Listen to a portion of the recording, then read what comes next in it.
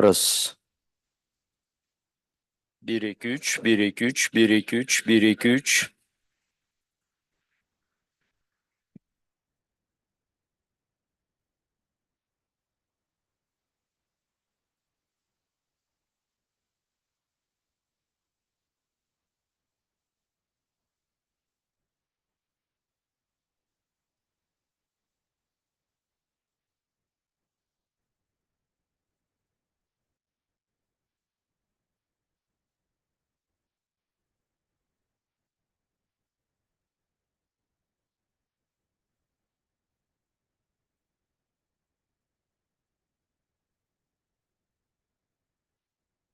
Раз, раз, раз, два, раз, два, раз, два, три. Раз, раз.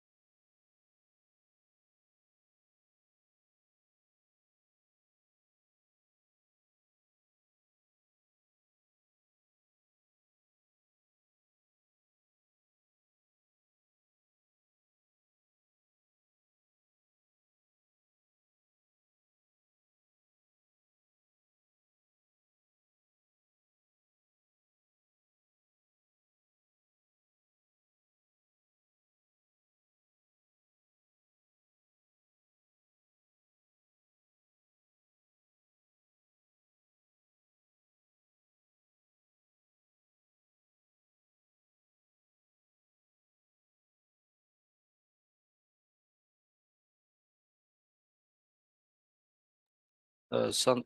с- Санат, вы меня слышите?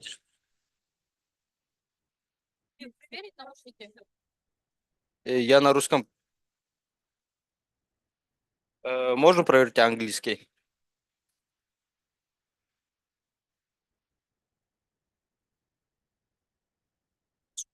Все отлично. Хорошо слышу. Мгм.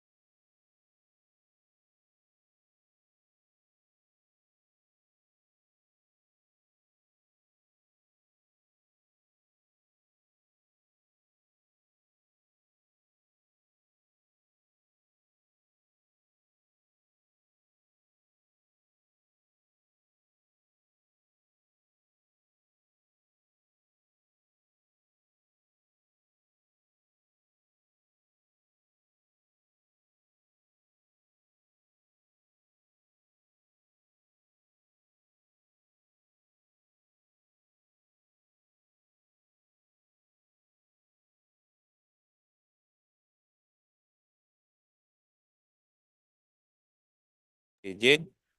Соответственно, у нас сегодня запланировано 2 сайд-ивента. Первый – это устойчивое сельское хозяйство на пути к адаптации к изменению климата. Второе – это управление водными ресурсами в условиях изменения климата. Уважаемые дамы и господа, для нас большая честь быть частью этой значимой международной платформы. Прежде всего хочу выразить искреннюю благодарность правительству Азербайджана за высокий уровень организации данной масштабной конференции, которая предоставляет уникальную возможность для обмена опытом и выработки совместных решений в борьбе с глобальными вызовами, связанными с изменением климата. Безусловно, такие инициативы играют ключевую роль в укреплении международного сотрудничества и в поиске устойчивых решений, направленных на адаптацию наших стран к новым климатическим реалиям. Данная конференция имеет особое значение в наше время, когда мы видим, что изменение климата оказывает влияние на все сферы жизни человека, включая сельское хозяйство. С изменениями температурных режимов, изменением осадков и частыми экстремальными погодными влияниями сельское хозяйство сталкивается с новыми вызовами, такими как засуха, наводнение и ухудшение качества почвы. В свою очередь, это влияет на продовольственную безопасность, создавая угрозу для устойчивого снабжения населения продуктами питания. Сельское хозяйство в Кыргызстане, в Кыргызской республике является не только важнейшей отраслью экономики, но и основой социально-экономического благополучия населения. Она составляет 14% от общего объема внутривалового продукта нашей страны, и более 65% населения проживает в сельской местности, где сельское хозяйство остается основным источником дохода и занятости. Тем не менее, географические и топографические особенности нашей страны, а также его положение в Центральной Азии, без выхода к морю, делают Кыргызстан одной из наиболее уязвимых стран региона в контексте изменения климата и внешних экономических факторов. Мы сталкиваемся с вызовами, такими как сокращение водных ресурсов, ухудшение качества почв и колебания погодных условий, которые прямо влияют на сельскохозяйственное производство. Устойчивое развитие сельского хозяйства в Кыргызстане возможно только через комплексный подход, включающий в себя как укрепление внутренней продовольственной системы, так и активное сотрудничество с международными сообществом для обмена знаниями и лучшими практиками. Решение, которое мы примем сегодня, будет определять не только наше экономическое будущее, но и социальное благополучие наших поколений. В завершение хотел бы отметить, что Кыргызстан придает особую значимость международному сотрудничеству по обеспечению благоприятных социальных условий для устойчивого развития, внедрения достижений науки, техники, современных технологий для рационального использования природных ресурсов и развитию научно обоснованной информационной поддержки для принятия решений. Спасибо за внимание.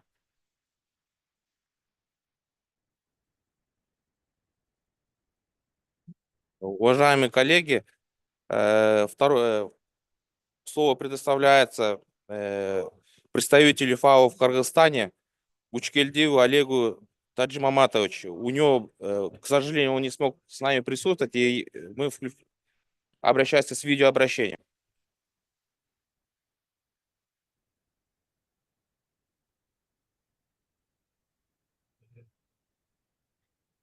Dear Mr. Baisalov, dear Mr. Duyshev, dear colleagues, partners and participants of the meeting, regretfully I cannot participate in this important and livable event in person, but will address this important meeting on sustainable agriculture through online modality.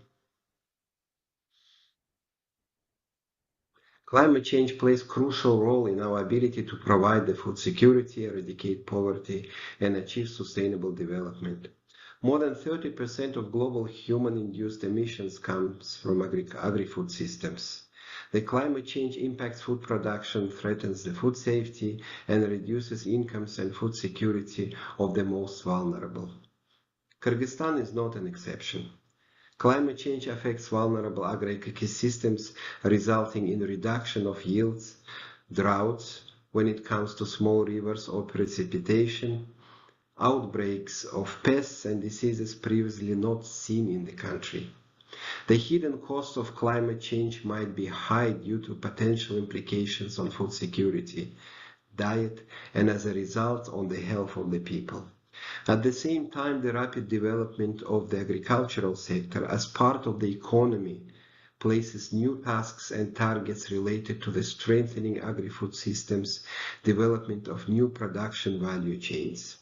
It is notable, and I can confirm after being here for only a few months, that both the government and the business are keeping close attention on development of sustainable solutions when it comes to restructuring the sector, concentrating on valuable crops, developing green agricultural solutions. For this, several things have to be noted.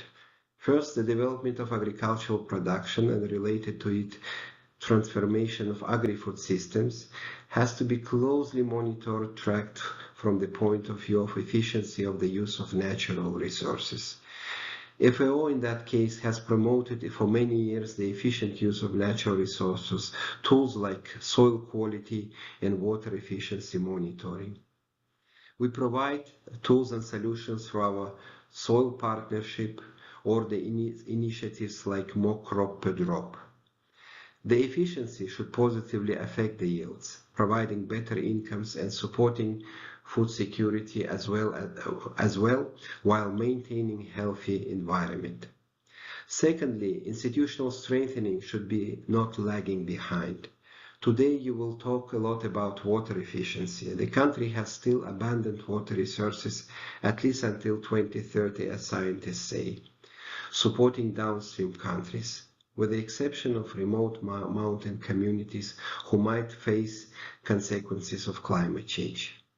The improved management of diminishing water resources through new technologies for monitoring and the use of those resources, improving institutional structures from national level to the level of the communities must be supported. FAO pays close attention to transfer of technologies, from artificial glaciers to water ponds or efficient irrigation systems to support pastures and croplands. Third, the government initiatives such as Mountain Agenda or Green Heritage, Jasil Muras, and other aimed at the mitigation and adaptation of extremely vulnerable communities have to become an integral part of our efforts to save the country's natural resources while contributing to the global climate change efforts. These programs will directly affect the country's capacity to maintain ecological balance for the sake of regional food security and the peace. Dear participants of the event, let me wish you the interesting discussion and exchange of opinions, which hopefully will result in the better understanding and influx new energy to already energetic efforts of the country, its people and donors in fight for the better and more efficient future despite climatic challenges. We are looking forward to supporting the government of Kyrgyzstan and the farmers and their families in their daily work, contributing to the better production, better nutrition, better environment and better life for all, leaving no one behind. Thank you.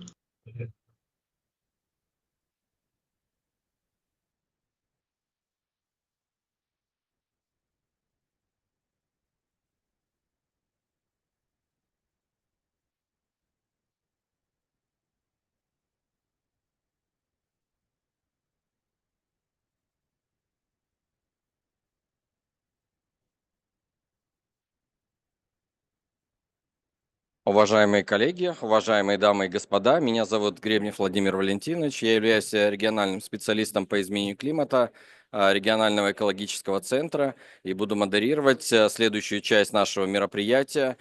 Я хотел бы с удовольствием передать слово господину Душееву Мирбеку Иманкадыровичу, заместителю министра водных ресурсов, сельского хозяйства и перерабатывающей промышленности, с обзором политики сельского хозяйства и водных ресурсов в области адаптации к изменению климата. Спасибо.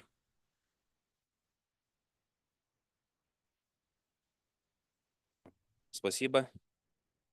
Уважаемые участники мероприятия, позвольте предоставить вам ключевые достижения Кыргызской республики в сельском хозяйстве, реализованные за 2024 год. И эти усилия направлены на улучшение продовольственной безопасности, поддержку устойчивого развития сельских территорий и адаптацию аграрного сектора к изменению климата. Слайд двинете, да, ребят? Она состоит из нескольких частей, которые затрагивают вопросы управления пастбищами, животноводства, устойчивого земледелия и водных ресурсов. Как известно, в соответствии с решением конверсии сторон рамочной конвенции об изменении климата и Парижского соглашения был разработан обновленный определяемый на национальном уровне вклад Кыргызской республики ОНУФ, который является планом Кыргызской республики по борьбе с изменением климата и ее вкладом в глобальные усилия по сокращению эмиссий парниковых газов. Он обозначает направление для низкоуглеродной трансформации до 2030 года с учетом национальных приоритетов и целей устойчивого развития. На слайде можно видеть, какие адаптационные и митигационные меры включены в ОНУФ. Эти меры обозначают национальные цели на пути устойчивости области аграрного сектора. Например, на данном этапе делаются активные шаги в области развития племенного животноводства, улучшения пастбищных ресурсов, а также климатически ориентированных финансовых услуг в сельском хозяйстве. Для повышения эффективности управления аграрным ресурсами и развития приоритетных направлений были приняты важные государственные программы, такие как программа по развитию пастбищ Кыргызской республики до 2025-2029 годы, который будет направлен на восстановление и рациональное использование пастбищ, что позволит сохранить природные ресурсы и повысить устойчивость пастбищ к изменению климата. Также стоит отметить, что программа включает меры по уменьшению нагрузки на пастбища путем повышения продуктивности и племенных качеств скота, то есть переход от количества к качеству. Вторая программа – это программа развития садоводства и виноградства на 2025-2029 годы, которая направлена на сохранение и улучшение устойчивости плодовых и виноградных культур к экстремальным погодным условиям, таким как засухи, заморозки и град, на модернизацию агротехнологий для повышения водоэффективности и устойчивости к климатическим стрессам, на использование климатически адаптированных сортов плодов, культуры и винограда, более устойчивых к температурным колебаниям и изменению влажности, а также на поддержку фермеров и садоводов в переходе на устойчивые методы ведения сельского хозяйства, включая капельное орошение и органическое земледелие. Как известно, в Кыргызской республике сельское хозяйство является центральным звеном развития экономики страны. В современных условиях вопрос обеспечения продовольственной независимости является главным компонентом национальной безопасности каждой страны. В этом контексте 22 июля 2024 года президентом Кыргызской республики подписан указ о мерах по дальнейшему развитию агропромышленного комплекса Кыргызской республики. Данный указ принят в целях решения задач, определенных национальной программой развития Кыргызской республики до 2026 года для обеспечения устойчивого развития агропромышленного комплекса, укрепления продовольственной безопасности и эффективного использования природных ресурсов республики. В рамках данного указа определены приоритетные направления для дальнейшего развития агропромышленного комплекса республики, такие как водные ресурсы, качественные семена, саженцы и племенной материал, переработка, строительство торгово-логистических центров, создание машино-тракторных станций и кооперация. Четвертое – это экспорт. Пятое – это образование, наука, обмен знаниями и опытом. В рамках данных направлений будет разработана программа по стимулированию добровольного объединения фермерских хозяйств в кооперативные или иные формы хозяйства для повышения их эффективности и увеличения крупнотоварного производства. Также внедрение зеленых биотехнологий технологий по адаптации к изменению климата, использованию искусственного интеллекта и других современных технологий в сельскохозяйственном производстве. Дальнейшее развитие агрокластеров и цепочек добавленной стоимости в сельском хозяйстве. Создание 40 машино-тракторных станций в регионах республики с учетом специализации оказываемых услуг по возделываемым сельскохозяйственным культурам и видам продукции. Достижение уровня не менее 50% переработки сельскохозяйственной продукции к 2040 году. И эти меры направлены на устойчивое развитие агропромышленного комплекса, будут способствовать как адаптации к климатическим изменениям, так и укреплению продовольственной безопасности нашей страны. На данном сайте представлен обзор по пастбищам и принимаем меры на государственном уровне. Так, общая площадь пастбищ в Кыргызстане составляет 8 миллионов 995 тысяч 400 гектаров, что более 80% всех сельскохозяйственных угодий. Однако значительная часть этих пастбищ находится под угрозой деградации. 138,9 тысяч гектаров уже деградированы, а 614 тысяч гектаров считаются малопродуктивными. За последние 20 лет площадь условно чистых пастбищ сократился с 3,5 миллиона до 2,7 тысяч миллиона гектаров. В 2024 году проведен следующие мероприятия для улучшения состояния пастбища. Закуплено 100 тысяч килограммов семян для восстановления 10 тысяч гектаров пастбищ. Временно законсервировано 372 тысячи гектаров для ограничения выпаса. Создано более 30 искусственных ледников для водоснабжения пастбищ. И эти меры направлены на сохранение пастбищных ресурсов и обеспечение устойчивого сельского хозяйства в стране. Также стоит отметить о работе по переходу на высокопродуктивный скот. В рамках этого особое внимание уделяется на развитие племенного животноводства. Активно ведется работа по искусственному осемлению сельскохозяйственного скота. С начала года в целях улучшения породного состава крупного рогатого скота осемлено 67 500 голов коров и осемлено 10,1 тысячи голов овец. Также информирую, что на данном сессии по части искусственного осемления подробнее расскажет наш коллега, доктор экономических наук, директор ЦК Беков Тырыл Ниязович.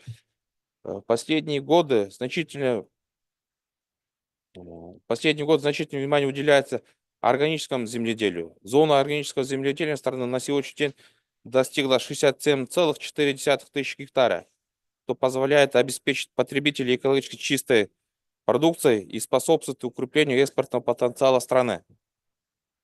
Впервые в рамках продвижения данного направления и реализации пятилетия программы развития горных регионов в Кыргызстане проведен региональный форум «Органик Экспо 2024» под лозунгом «Органик.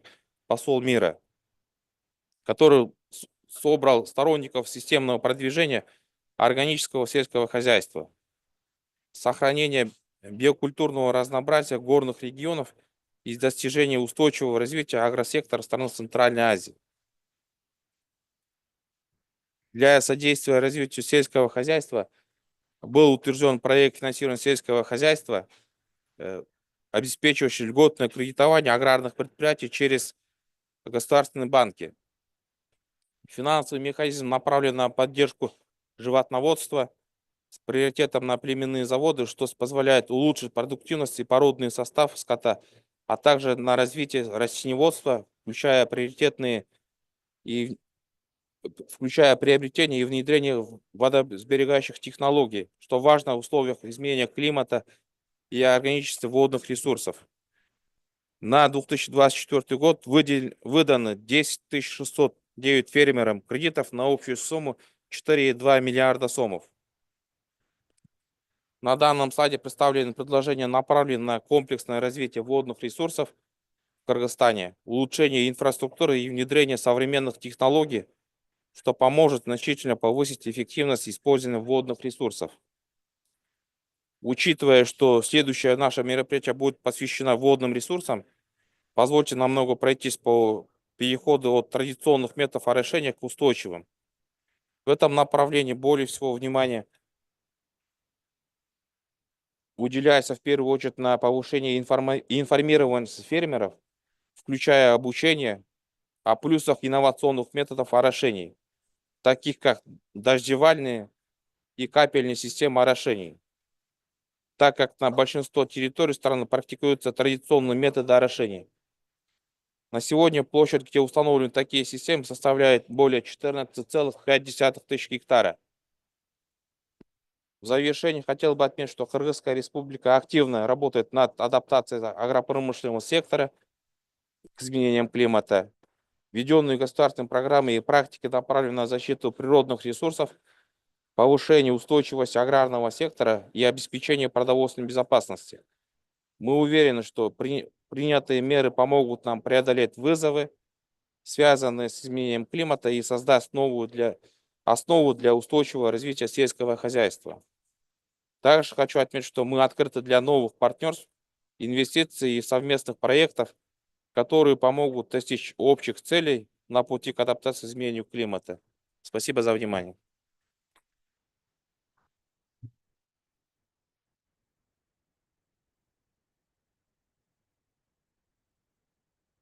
Большое спасибо, Мирбек Иманкадырович, за такой обширный обзор, политики Кыргызской Республики в области сельского хозяйства и, самое главное, адаптационные меры, которые предусмотрены в определяемом национальном уровне вклады, и те конкретные стратегические документы, которые уже приняты были правительством Кыргызской Республики во исполнении данного определяемого на национальном уровне вклада.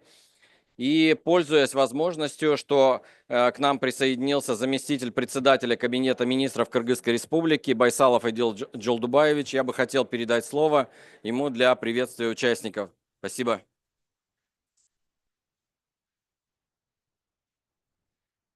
Саламатсыздарбы, кымбаттуу бүгүнкү иш-чаранын катышуучулары. Доброе утро, good morning. Я приношу извинения, что немножко, значит, у нас была только что встреча с секретарем UNFCCC. Как на русском UNFCCC? Ну, в общем, это... Да, ну, господином Саймоном Стилом, и мы там немножко задержались, обсуждая нашу горную повестку. А так я хочу поприветствовать всех участников нашего пленарной дискуссии, которая посвящена устойчивому развитию сельского хозяйства. Вы знаете, практически наша горная страна в настоящее время будет инвестировать сотни миллионов долларов ежегодно в развитие того, что было представлено, капельного орошения, новых систем ирригации. У нас воды, так как мы находимся выше по течению у источников великих рек Средней Азии, воды достаточно, но для того, чтобы быть ответственными перед нашими добрыми соседями, братскими государствами ниже по течению, мы должны сегодня, в следующем году мы тратим, по-моему, 300-400 миллионов долларов, инвестируем в систему ирригации, капельного орошения, как на уровне домохозяйств, так и на уровне наших территорий. Это для нашей страны это огромные вложения, до 10% нашего годового бюджета. Поэтому мы, конечно, привлекаем внимание мирового сообщества, наших соседей к необходимости бережного использования наших водных ресурсов. Президент республики, уважаемый Садыр Нуружевич Джапаров, заявил о том, что мы и дальше, и впредь будем выполнять свои обязательства, добрососедские обязательства по тому, чтобы странам ниже по течению предоставлять доступ к воде. Вода – это благо, вода – это жизнь, вода – это неоценимо, бесценно. но в то же самое время это влечет за собой огромные расходы для нашего развивающегося государства. Поэтому, конечно, что касается воды, а сегодня мы сейчас говорим про сельское хозяйство. Сельское хозяйство, я думаю, призываю всех наших участников из Кыргызстана особенно, вы знаете, мы говорим о каких-то катаклизмах, об угрозах, о рисках для нашего образа жизни. Но в то же самое время мне хотелось бы послушать про то, какие положительные стороны имеет изменение климата для нашего народа, для наших значит, высокогорных регионов. Потому что давайте обсудим, как некоторые наши регионы, где, допустим, раньше не рос, допустим, помидор или виноград, или другие плодовые культуры сегодня открываются благодаря или, там, скажем, из-за изменения климата. Поэтому еще раз всех вас приветствую и желаю успеха в нашей сессии. Спасибо.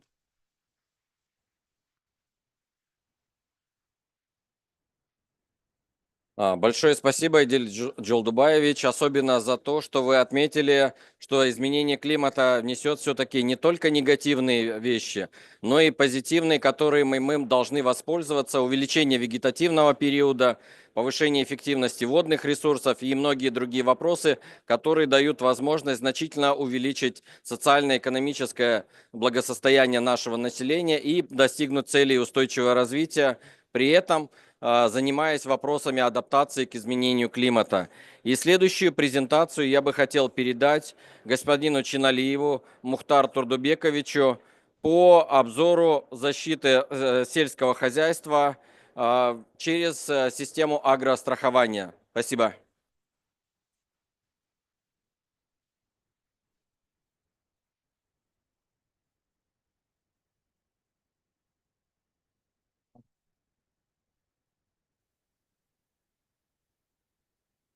Здравствуйте, уважаемые участники нашей сессии.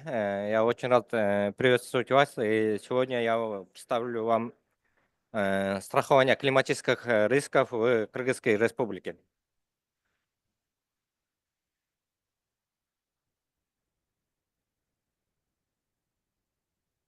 Если вкратце рассказать о нашей государстве, о контексте этого, в настоящее время у нас больше 400 тысяч фермерских хозяйств, и из них 90% это мелкие фермерские хозяйства. И основные климатические шоки — это засуха, заморозки. И в некоторых районах бывают сели, которые тоже повреждают сельское хозяйство. И редко, но стабильно встречаются районы, где попадают под град. Э, э, в этой презентации у нас реализуется проект Всемирной продовольственной организации ООН, который получил финансирование от швейцарского агентства сотрудничества и развития. И цель этого проекта была моделирование, пилотирование и разработка проекта закона о страховании в сельском хозяйстве. Также были отработаны схемы, как будем реализовать страхование в Кыргызской республике. Так, в этом слайде мы показываем три типа, три схемы, которые реализовался в пилотном режиме. Это первое — микроуровень, который фермер прямо связывается со страховой компанией и выплачивает определенные бонусы и при случае климатических шоков получает компенсацию. Вторая схема — это уже между ними есть агрегатор, который может быть уступать как кооператив или как перерабатывающее предприятие. И третий — это для социально уязвимых и климат уязвимых слоев. Это уже как второе звено включается гуманитарная организация или правительство.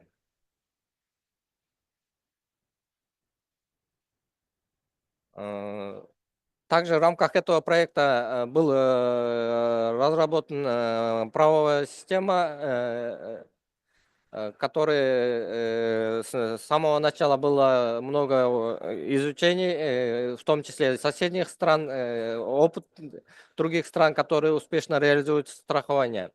Также были проведены работы по гармонизации нашими национальными законодательствами, то есть другими нормативно-правовыми актами. И в итоге был разработан закон Кыргызской Республики о страховании в сельском хозяйстве. Данный проект закона в настоящее время не принят, но мы надеемся и сделаем все, чтобы принять этот законопроект.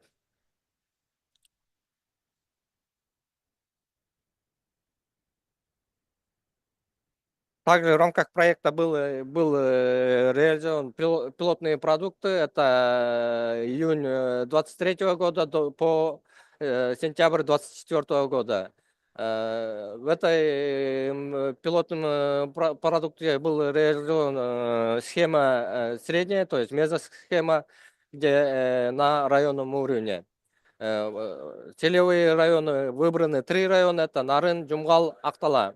Общий участник количество около 4500 это семейных фермерских хозяйств.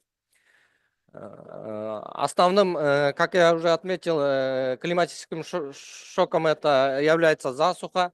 Засуха это снижает доступность кормов, а также зимние периоды в эти времена цена кормовых запасов очень повышается. И, как правило, у нас уязвимые слои потерять доступ к этим средствам. И был в рамках этого проект именно мелких семейских хозяйств поддержали разными способами. Я далее их расскажу. Вкратце рассказать о профиле бенефициаров. Это я уже как отметил, мелкие семейные хозяйства, которые не имеют постоянных работ или прибылей. Частично они работают сезонными работами или держат определенное малое количество. Это 2-3 коровы и около 10 мелкого рогатого скота. Либо эти бенефициары не могли работать из-за ограничения со здоровьем, либо эти бенефициары были владельцы социальных паспортов.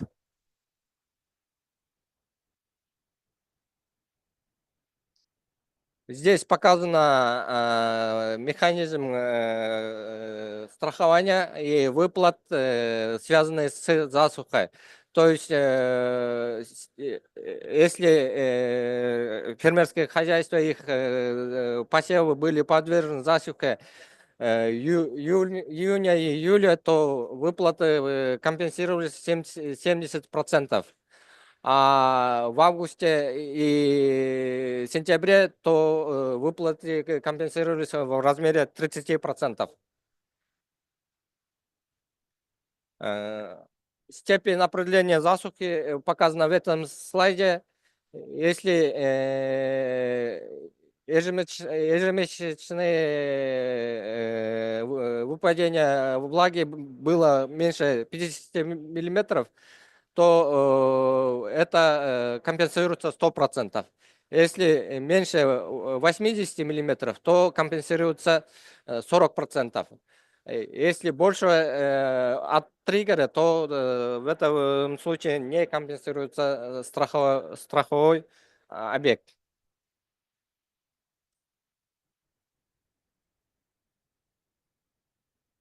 В этом слайде показаны исторические периоды, когда были вот сильные засухи на Рынском районе. То есть это не каждый год засуха происходит, но есть периоды. Я хотел бы немного заметить, что в последнее время происходит, мы замечаем учащение засуховых периодов.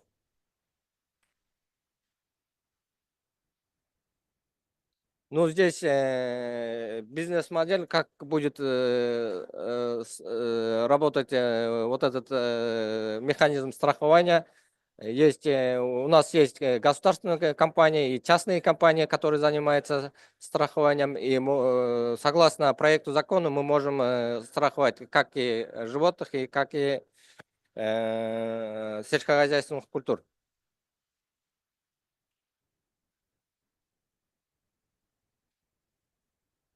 В первом году, то есть в 2023 году, как уже отмечено, в 3 районах были собраны это выплаты со стороны проекта, показано в долларах суммы.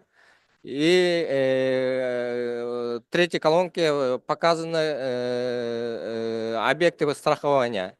А последние колонки были, наоборот, компенсации со стороны страховых агентств.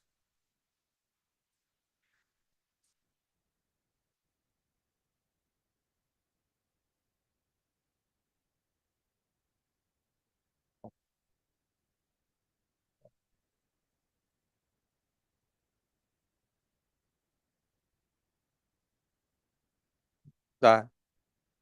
О,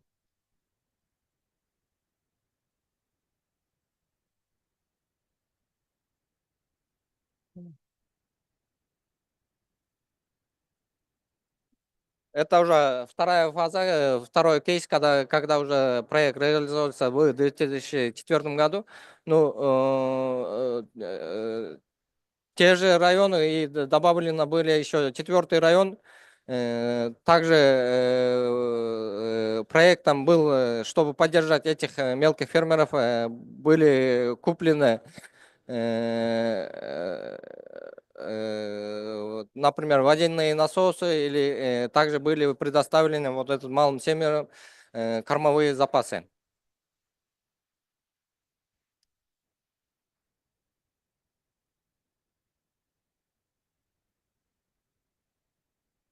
Ну, в этом слайде уже следующие шаги, что мы должны уже сделать, это, конечно, мы должны вот на модели вот этих 4 районов уже дальше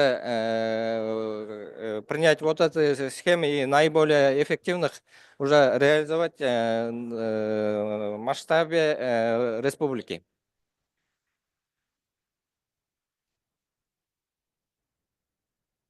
Спасибо большое. Если есть вопросы, я готов ответить.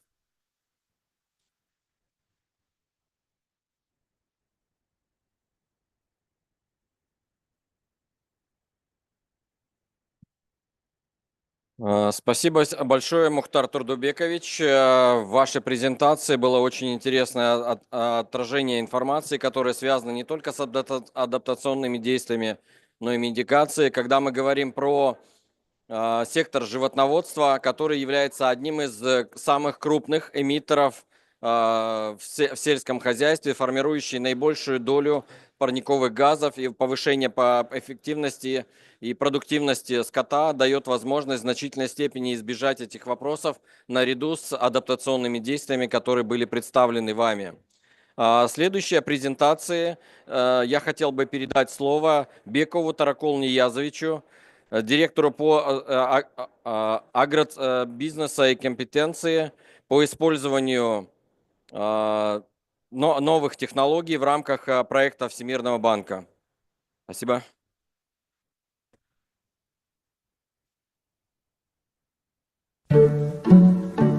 Здравствуйте, дамы и господа. Здравствуйте, Эльдоль Жуваевич. Нам очень приятно, что вы присутствуете на нашей аграрной секции. Наша презентация заключается в чем? что животноводство... Есть, да? Есть, да? Включайте. Что животноводство тоже влияет на климат. Если вот посмотреть динамику, что в 1990 году влияние животноводства на изменение климата, на выброс парниковых газов было примерно 12%. То есть на 2020 году уже влияние животноводства подскочило даже до 18%, 28%. То есть это говорит о том, что животноводство очень сильно влияет на выброс парниковых газов вот здесь. И как мы должны решить эту проблему? Для сравнения, если в Кыргызстане в начале нашей независимости было чуть больше 1 миллиона скота, то сейчас у нас на сегодняшний день около 2 миллионов скота. Это приводит к чему? Это приводит к определенной нагрузке на наши пастбища. То есть смысл такой. У нас пастбища, особенно высокогорные пастбища, они не резиновые. И идет, естественно, больше выпас скота, больше вытаптывания трав, больше выброс различных отходов животноводства. И кроме того, на большое поголовье скота нужно заготовить больше корма. Больше скота дает больше выброс навоза, мочи и других свежих навозов, которые тоже выброс идет метана, окись азота. То есть наша вся задача заключается в том, чтобы заменить большое поголовье малопродуктивного скота на высокопродуктивный скот.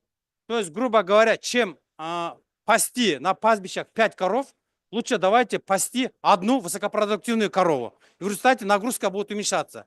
Илья Жолдович, наша вся задача была в том, что мы увеличивали скот, но в результате мы только получали, что вытоптанные пастбища, свежий навоз, моча, которая разрушала природу. И поэтому мы должны сделать так. Вместо 5 коров, которые дают по 2000 литров молока, сейчас в Европе коза дает 2500 литров молока.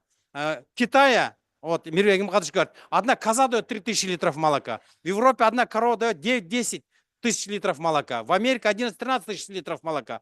У нас, Илья Жолдович, в Кыргызстане одна корова, у нас одна корова дает 2000 литров молока.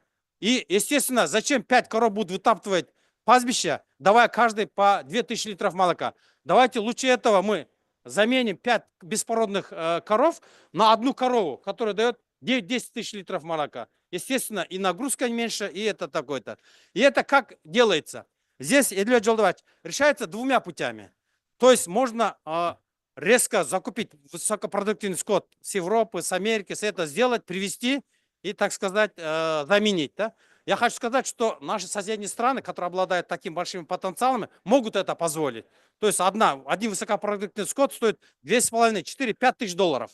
Естественно, они могут привезти. У нас, например, фермер не может выкупить за 3-4 тысячи долларов одну высокопродуктивную корову. Поэтому мы пошли как? Мы пошли через искусственное осеменение. Через искусственное осеменение.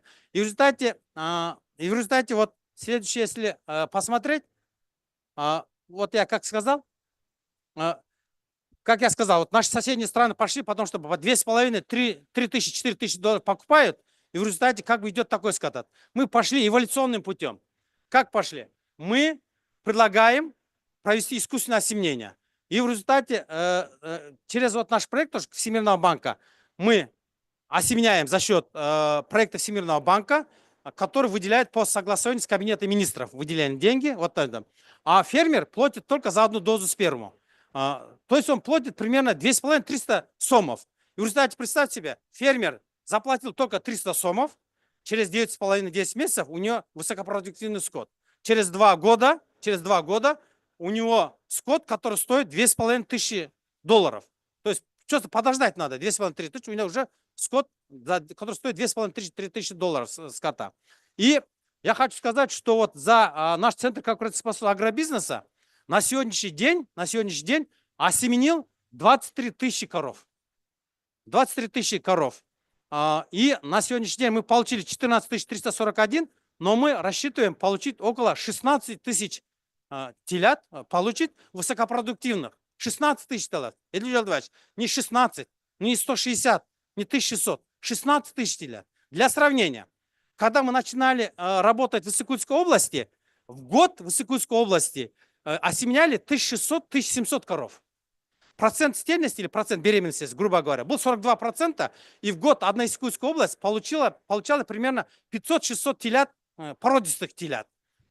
И Всемирный банк поставил задачу: если 1600-1700 в год осеменяет, вы возьмите 30%, вы осемените 5000 коров. Если получите вот процент стельности или процент беременности 42%, если получите 500 телят высокопродуктивных, это будет хороший результат.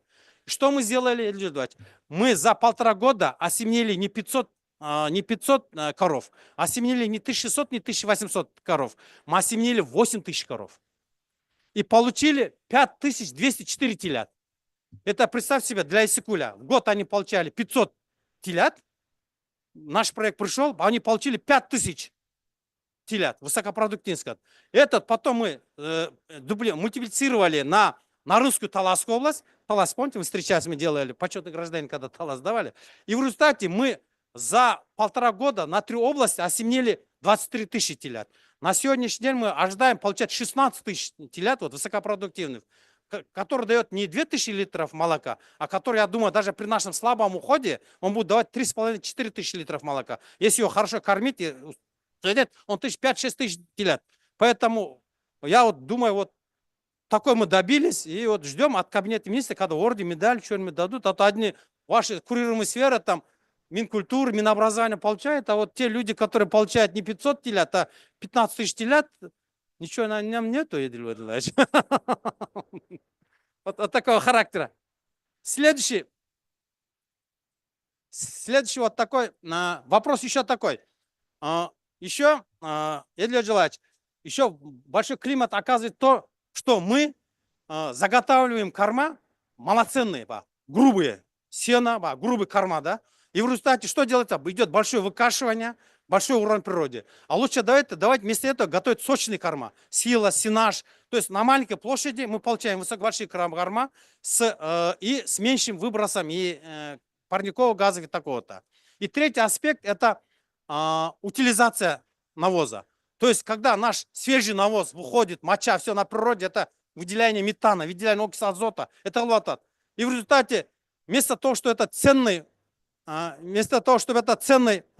удобрение, можно, да?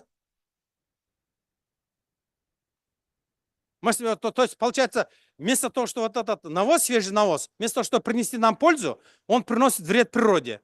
И здесь вот, Едиль Владимирович, мы обучили, в первой фазе мы 6 тысяч, на следующей фазе 15 тысяч. То есть тоже мы около 20 тысяч обучили фермеров, что вот этот навоз надо компостировать, то есть как из него делать биогумус. Когда мы биогумус получаем, мы выиграем 3 выгоды.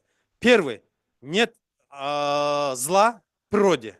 Второе, мы получаем хорошее удобрение для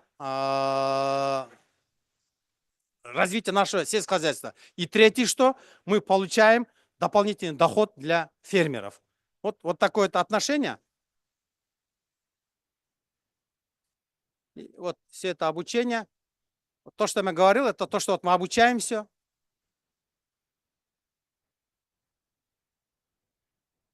В 2 словах так, если основной доклад сделать, люди, давайте содержать не малопродуктивный скот, когда больше копыт топтает наши пастбища, лучше содержать высокопродуктивный скот, давайте за ним хорошо ухаживать и производить высококачественные корма, и сделать нагрузку на кормопроизводство и хорошую утилизацию отходов животноводства.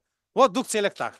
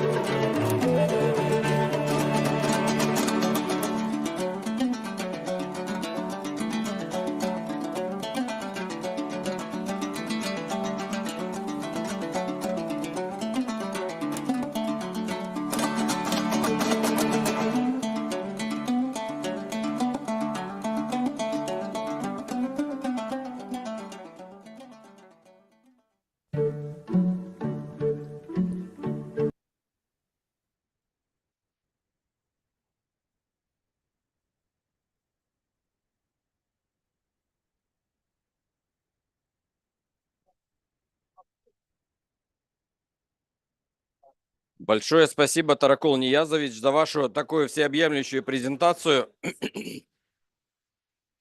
И самое главное, последующую дискуссию. Как я смотрю, она идеально подходит под вопросы изменения климата. Не все представители сельского хозяйства достаточно хорошо понимают, что вопросы выбросов парниковых газов в животноводстве – это прямая корреляция. И идеальный вариант – это повышение эффективности, продуктивности скота. И самое главное – это работа с навозом, которой у вас здесь также было уделено определенное внимание.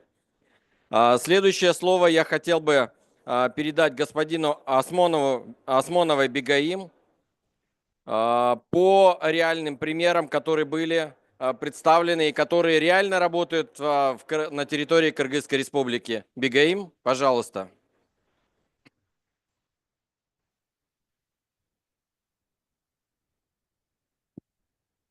Здравствуйте, уважаемые господа.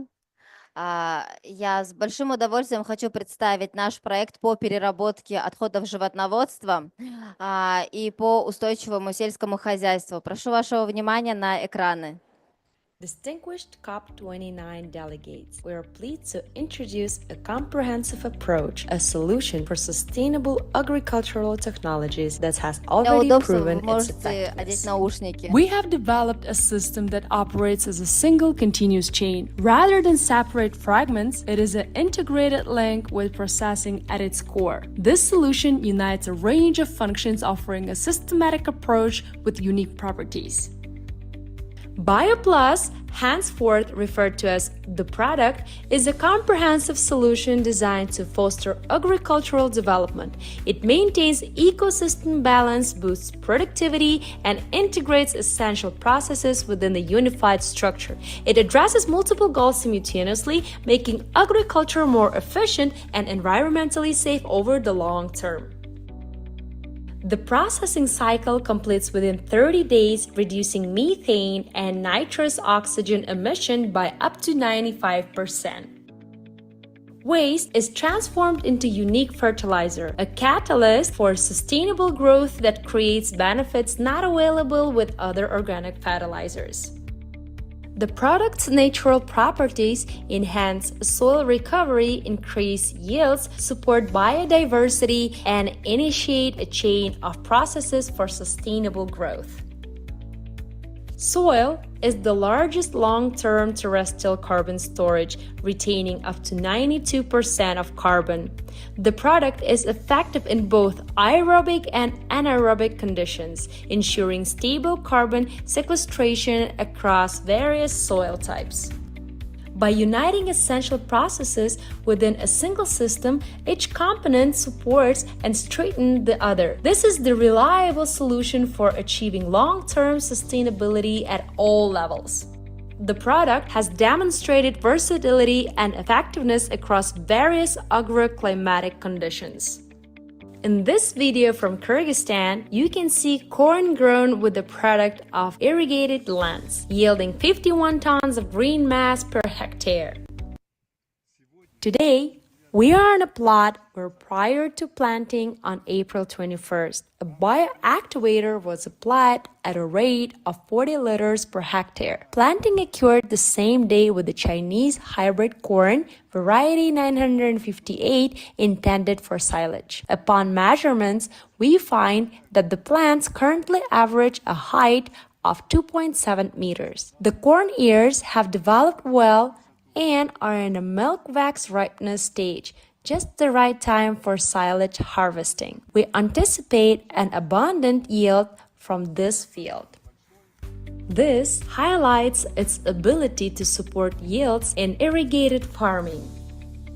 This video from Kyrgyzstan shows the product's application on barely grown in low humus soil. Despite poor soil and low organic content, the product enabled a yield of 18 quintals per hectare, underscoring its capacity to compensate for organic deficiency, enhance nutrient absorption, and support steady growth under low fertility. This result confirms its effectiveness on poor soils, maintaining and enhancing crop productivity.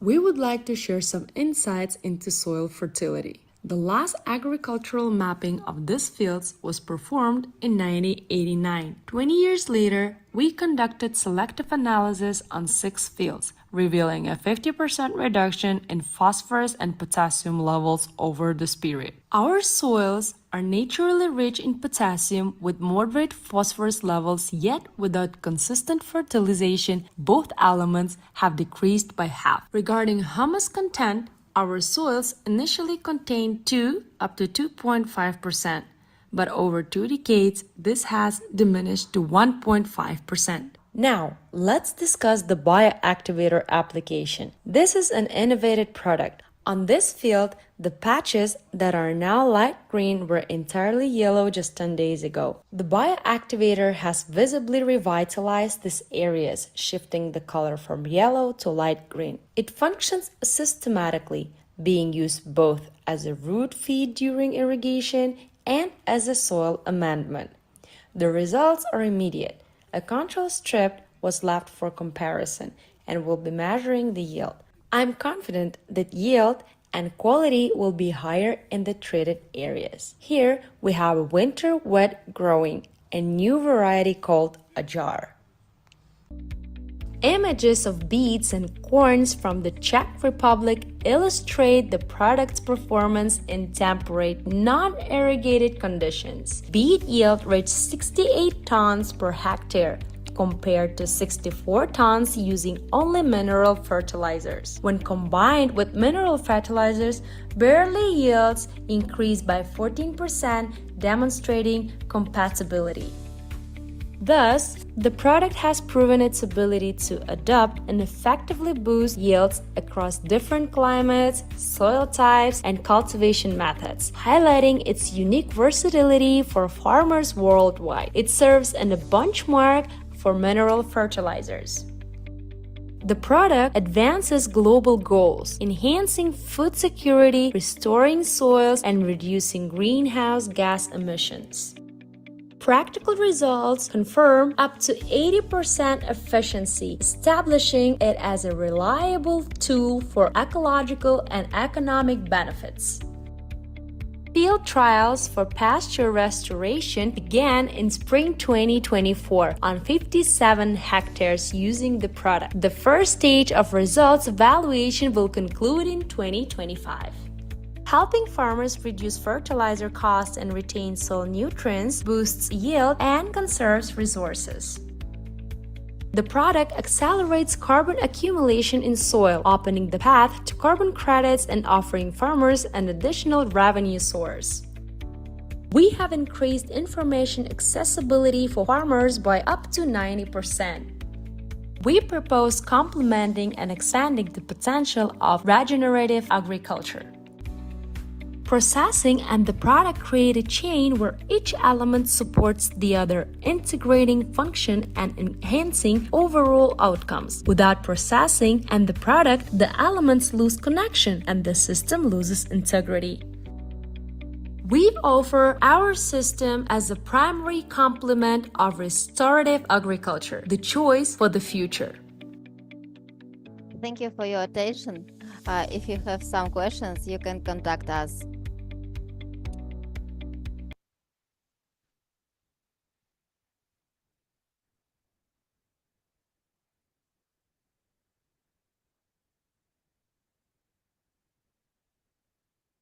Большое спасибо, Бегаим. Еще один очень хороший пример, который показывает, как практически были реализованы действия как по управлению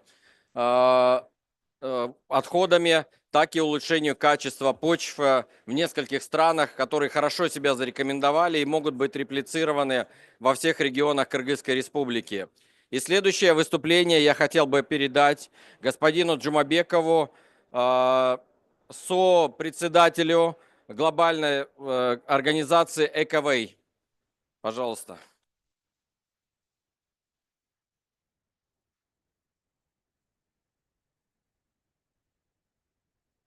Здравствуйте, уважаемые участники. Позвольте представить вашему вниманию наш проект Carbonec, который реализуется в нашей республике Кыргызстан. Прошу внимания на экран. Distinguished COP29 delegates, it is an honor for me to present the current Carbonect project with the participation of the regional business representative in Kyrgyzstan and Kazakhstan.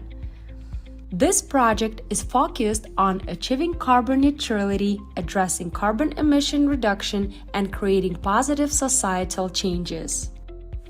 The Carbonect project for soil carbon sequestration is being implemented on 2,000 hectares and spans 4 continents. In 2022, we launched a promising collaboration with the involvement of the regional representative in Kyrgyzstan with the public fund Global Ecoway as a key player in the Central Asia region. The goal of this collaboration is to accelerate progress towards carbon neutrality. We see an opportunity to actively influence the consequences of climate change, such as drought and extreme weather events. Recognizing the importance of food security and resource optimization, we aim to make a significant contribution to sustainable development.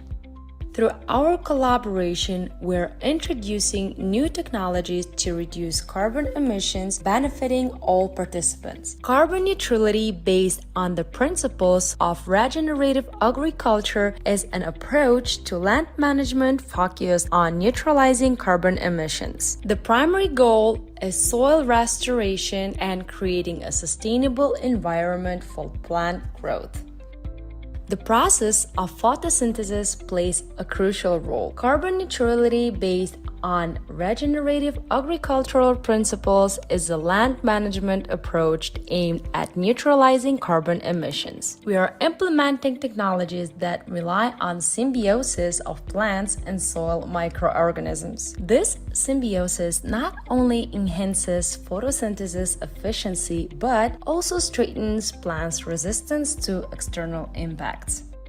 Thanks to generative agriculture, up to 10 tons of carbon per hectare per year can be sequestered in the soil. If all agricultural land on Earth were managed in this way, it could offset approximately 50% of all global anthropogenic carbon emissions. This underscores the importance of our methodology, which not only efficiently sequesters carbon in the soil, but also strengthens the entire ecosystem. In 2022, the Carbonect project began implementation in 3 regions of the Kyrgyz Republic. We held a series of official meetings and farmers' consultations. This led to a signing of contracts and extensive farmer training. The project includes training on soil sampling methods, an essential part of the process. Laboratory testing of soil samples helps to better understand its condition. The project also plans to introduce electric herders and train farmers in their use. To date, over 100 farmers from 4 regions of the Kyrgyz Republic have participated in the project, with soil sampling successfully completed on more than 90,000 hectares. In 2024, a mentoring program for farmers was launched. We are currently undergoing verification under the gold standards. The carbon neutrality project continues to progress, implementing effective, sustainable agricultural methods. This success is just the beginning of our journey towards the radical changes in approach and achieving carbon neutrality. Our ambitious goal is to sequester 1 billion tons of carbon in the soil by 2030. To achieve this goal, $10 million will be required, covering 1 million hectares of land for regeneration. More than 5,000 farmers will be involved, and the project will contribute to ensuring food security. Only through collective effort we can achieve carbon neutrality and make a meaningful contribution to preserving our planet. Thank you for your attention. Спасибо.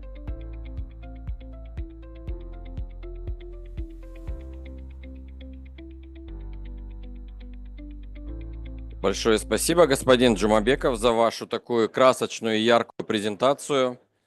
И следующая часть нашего сайт-ивента будет посвящена уже дискуссии и обсуждению лучшим практикам адаптации к изменению климата, которые используются в разных странах и могут быть применены в Кыргызстане. И в этой связи я бы хотел пригласить наших уважаемых панелистов. Господин Беков Таракул Ниязович.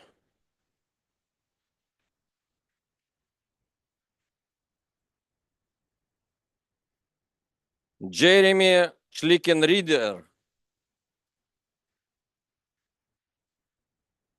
I trust I rightly pronounce your name.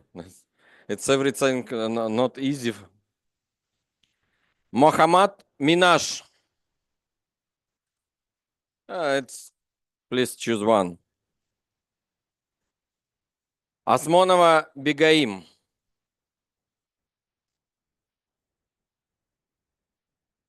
И уважаемый профессор Алишер Курбан из Афганистана. Спасибо.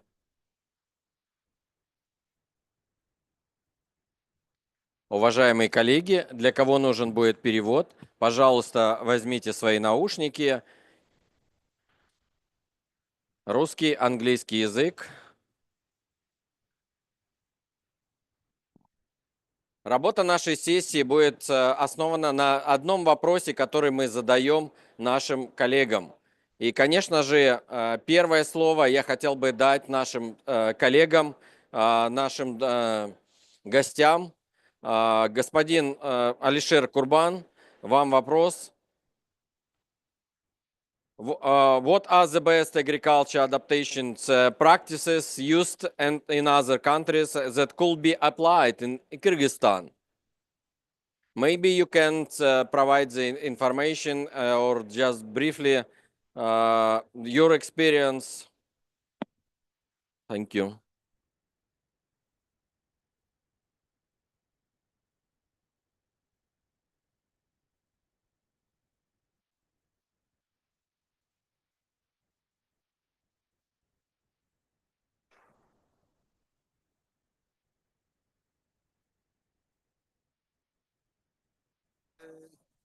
Question actually. You can read this.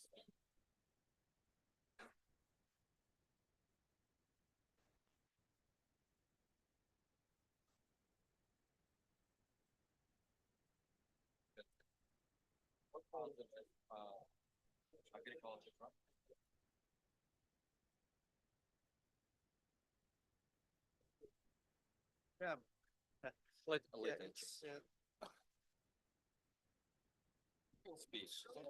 Okay. Thank you for invitation to be the panelist here. It's my honor to be here. It is a really very tough question to answer because in the most cases, and one successful experience or some technology maybe cannot be directly applied on other places. So in the most cases, if we find some very successful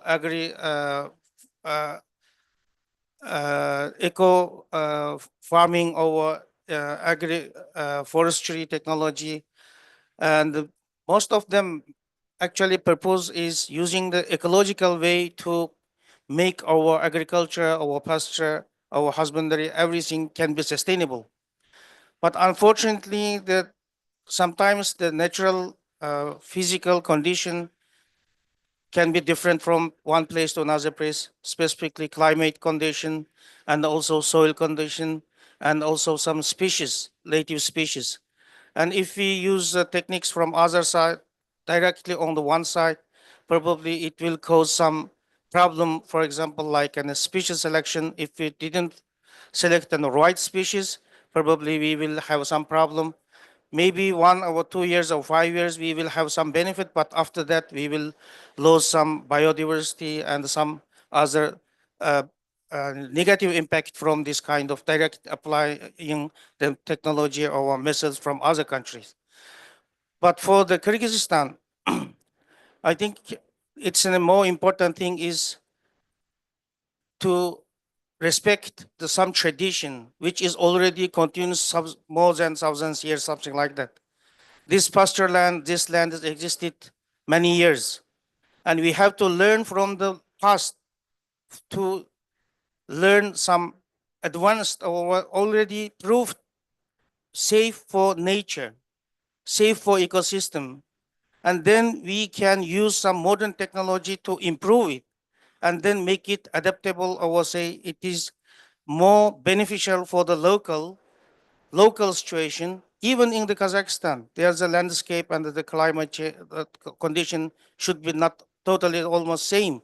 One place to another place, maybe there is something different. And it's very important to respect the local situation and then adapt all evaluate all successful experience from the other side to check is it adaptable here or not. It's beneficial for this kind of situation or not. That is a very important part to be done. And another thing is about if we looking at about CO2 or carbon cycling, it's not very regional things. It's in the entire Earth. It's in a circulate in the entire Earth system. So we have to think about global scale and also regional scale and also some local scale. Thank you. Thank you very much, Amir Kurban, for your very wide answer on this question. And next, our speaker is Muhammad Minaj. This floor is yours. You will have this 3 minutes. If you have a presentation, if I understand exactly, maybe for you it will be better to speak from this place. Yes. This is the presenter. You can speak. Choose the slides. Okay.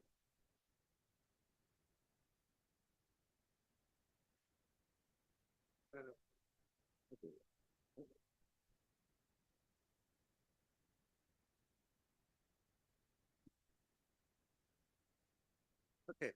Everybody can hear me? Bismillah ar-Rahman ar-Rahim. Thank you very much. Let me quickly introduce myself. I'm a scientist. I live in Silicon Valley, California. I used to be technology business advisor to the Prime Minister of Malaysia, Dr. Mahathir Mohamad.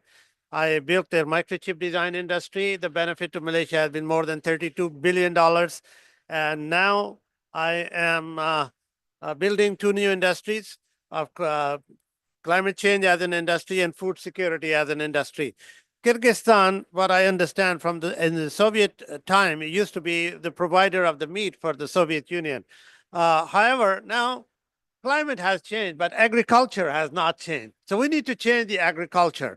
And earlier, the presentation I saw about the insemination of the animals, and this is a very important step. However, and I also heard about, converting the bio-waste of the cattle into methane. Let me take you to a little bit more advanced technologies. How about if we can solarize the entire infrastructure of farming? Let us combine food security with energy security and water security. If you can do that, then the emissions that the agriculture generates is a perfect answer for that. And not only that, it will be very profitable for our farmers as well. One thing I believe in, and that is if farmers are poor, you will not have food security. This is a very important step. Anyway, my technology, let me quickly, let me see if I can play this video. How to play this video? Can you click and play this video?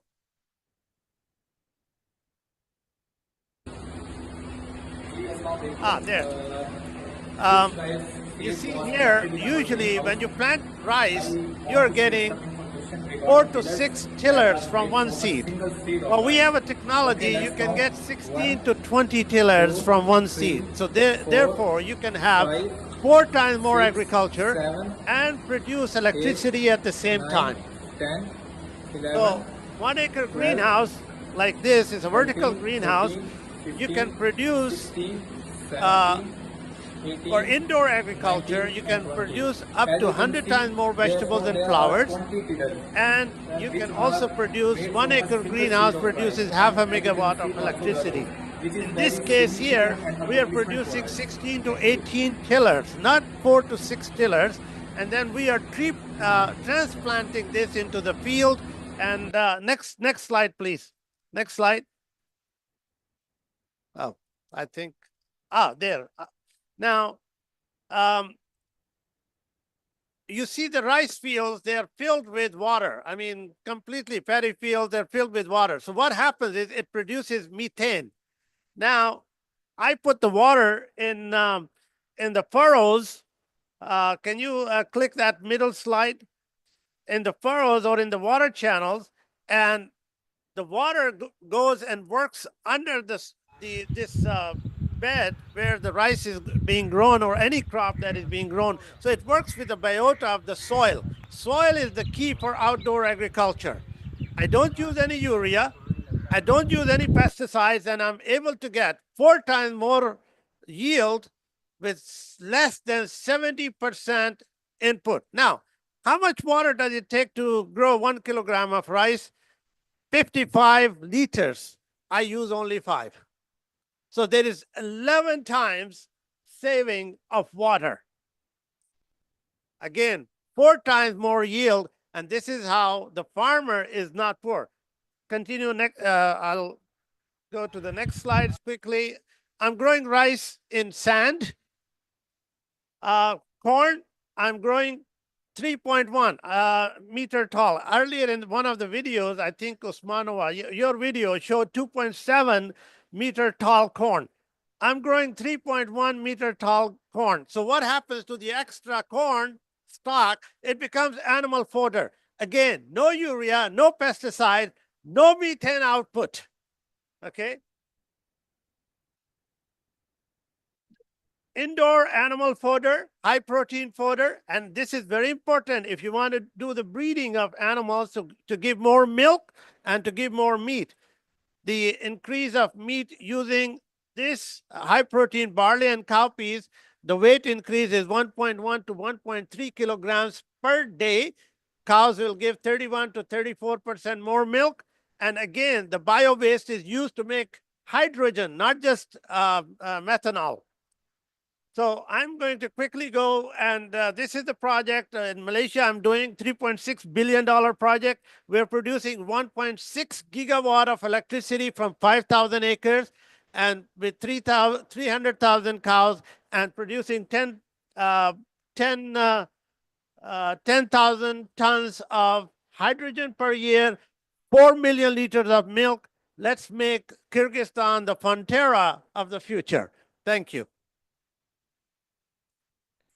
I have more slides, more technologies to discuss, but I think I have limited time. I want other people to talk to. Thank you.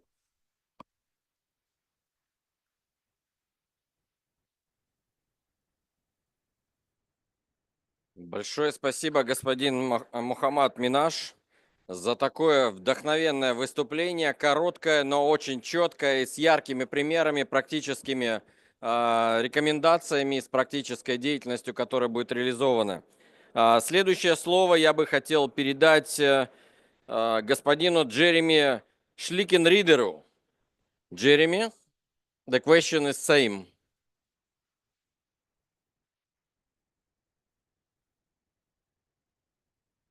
Thank you. Can you hear me? Thank you so much. And yes, perfect pronunciation. So my name is Jeremy. I'm based in FAO's regional office for Europe and Central Asia in Budapest, and I'm Natural Resources Officer and Climate Change Focal Point for the region.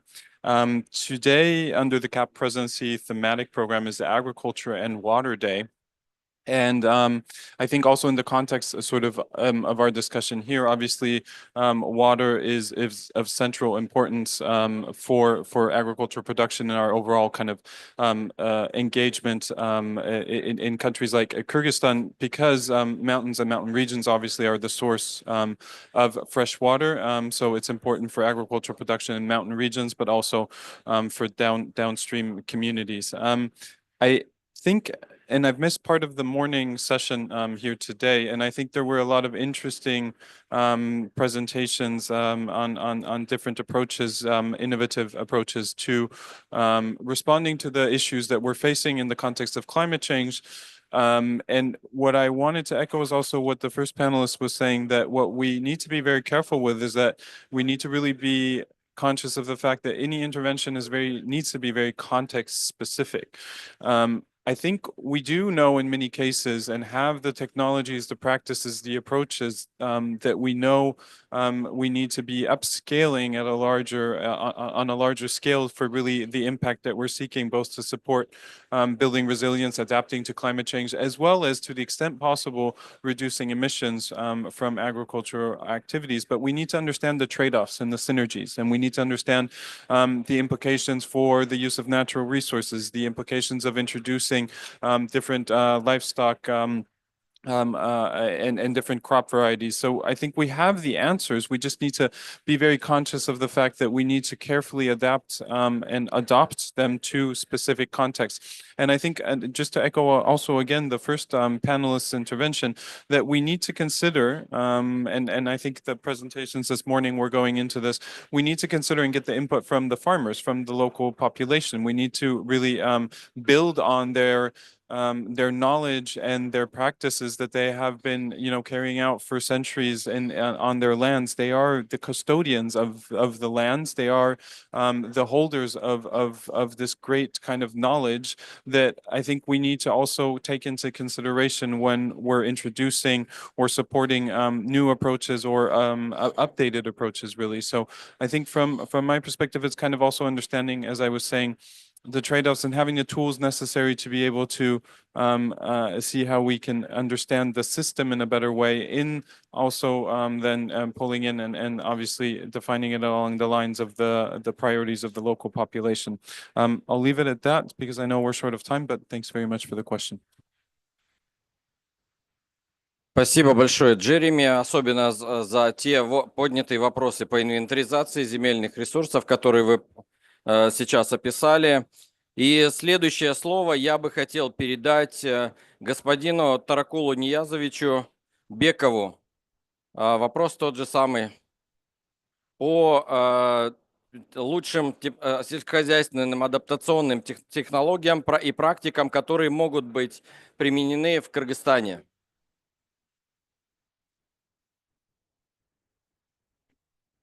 Спасибо, что еще раз предоставили слово.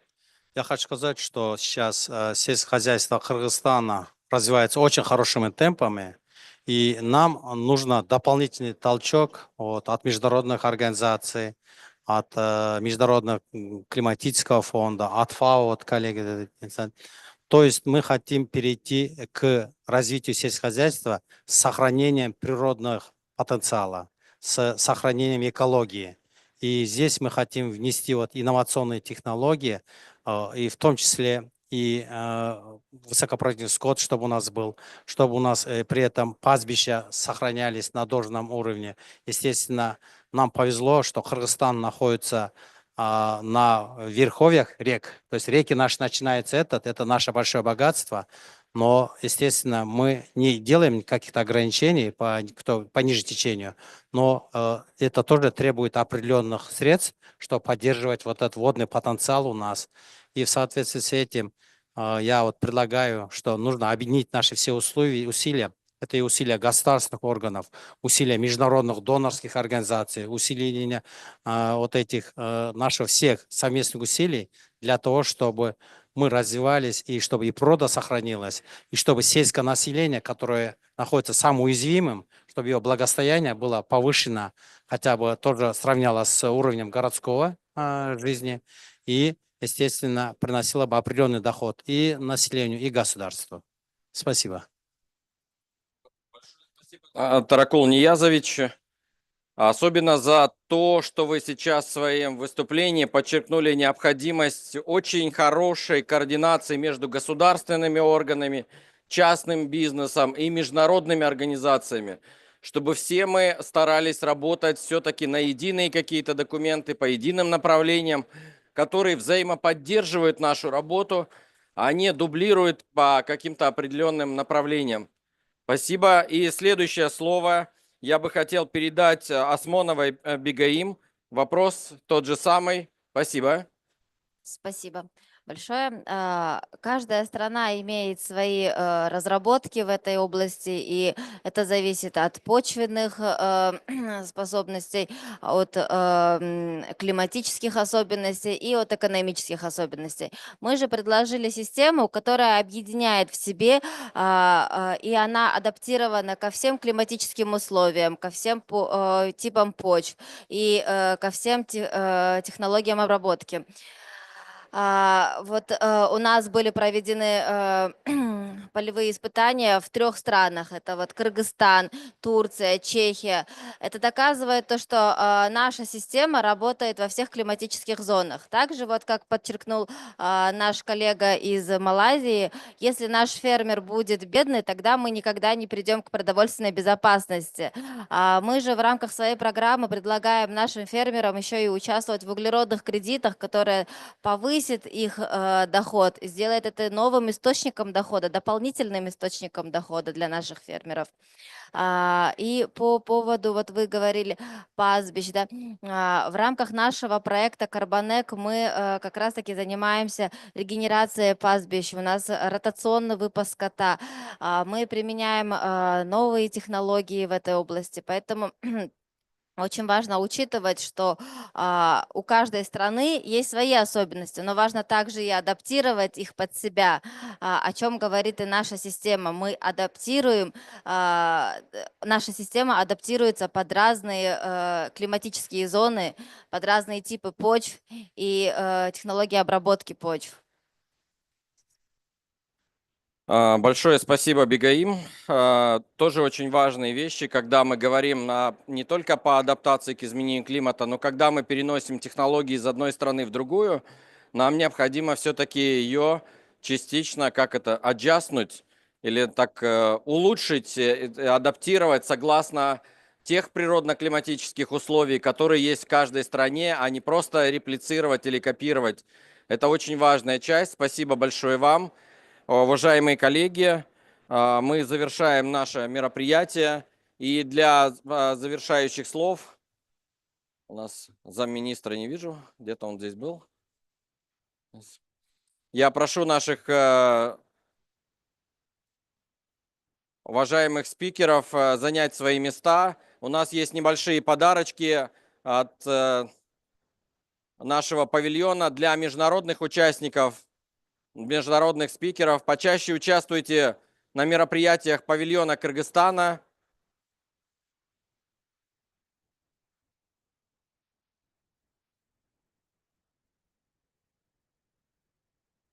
Спасибо, коллеги. И, пожалуйста, займите свои места в зале. И я бы хотел передать слово для завершающих слов заместителю министра водного хозяйства, водных ресурсов, сельского хозяйства и перерабатывающей промышленности Мирбек Иманкадырович. Спасибо. Уважаемые спикеры, уважаемые модераторы, вам большое спасибо. На этом у нас первая часть сайд-ивента у нас завершается. 12 часов начнется у нас вторая часть. Это касается водных ресурсов, водной отрасли. Большое спасибо. Коллеги, пока у нас готовимся ко второй части, пожалуйста, попробуйте угощение из Кыргызстана. Это все привезено именно с Кыргызстана, не местное, это экологически чистое, органик. Please help yourself, try the Kyrgyz food.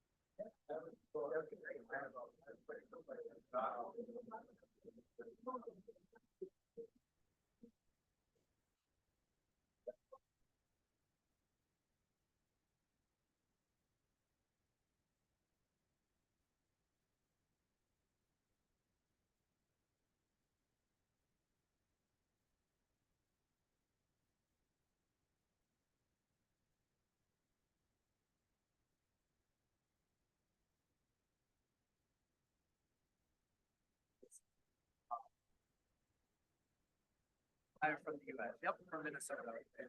And the purpose is to disseminate ideas that I've learned here back to my professors and colleagues back to the United States and share that to our technical back. And so, is it okay if I record? So I just have to ask if you're okay with participating.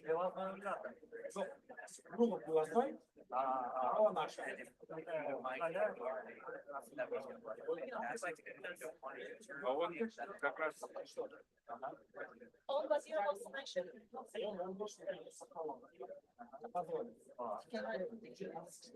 Yes, because right.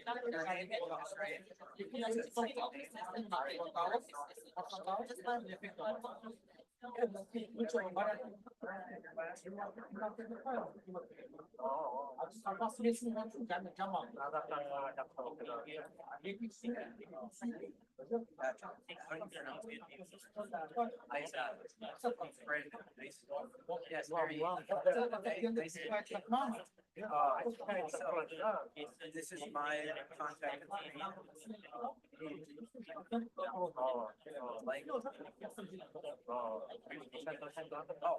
Yes, great. Then if you have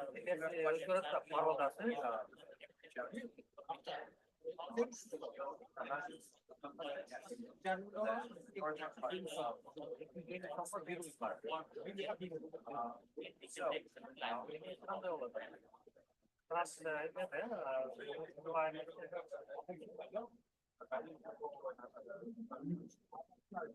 and if at any time you get over, let me know.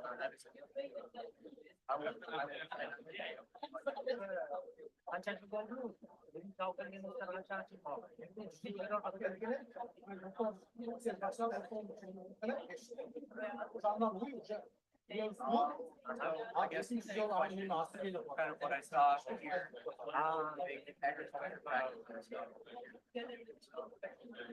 You remind me, the broad.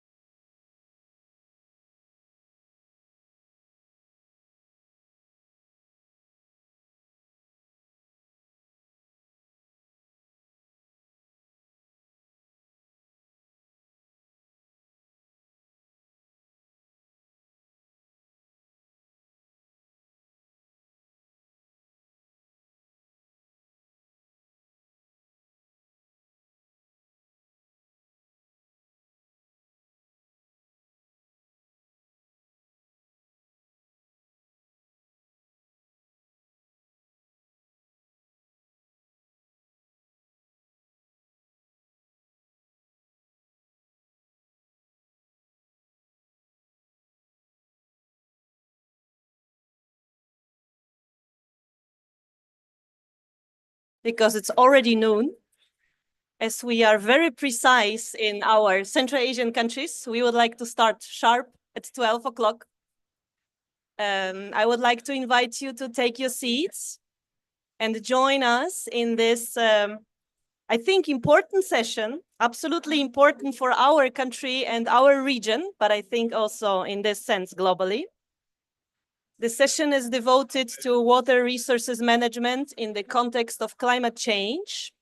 And today we are going to speak about the experience of Kyrgyzstan, and we are going to speak about the contribution of Kyrgyzstan to the global agenda. Because as you know, President of Kyrgyzstan, Sadir Japarov, he was here recently, last week, and he was speaking very profoundly about the mountains ecosystems, how important they are for the climate. He was also, because it's obvious, he was also speaking a lot about the water management and the water ecosystems.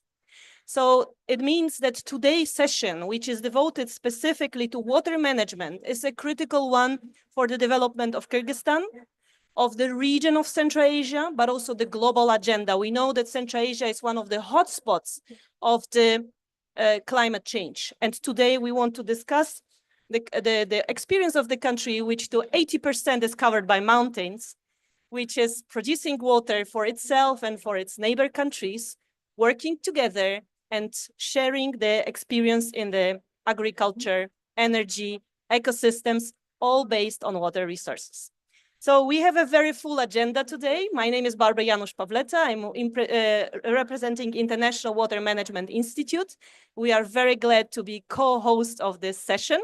And I would like to welcome now to greet us, Deputy Head of the Cabinet of Ministers of Kyrgyzstan, Vaisalov Edil. Please.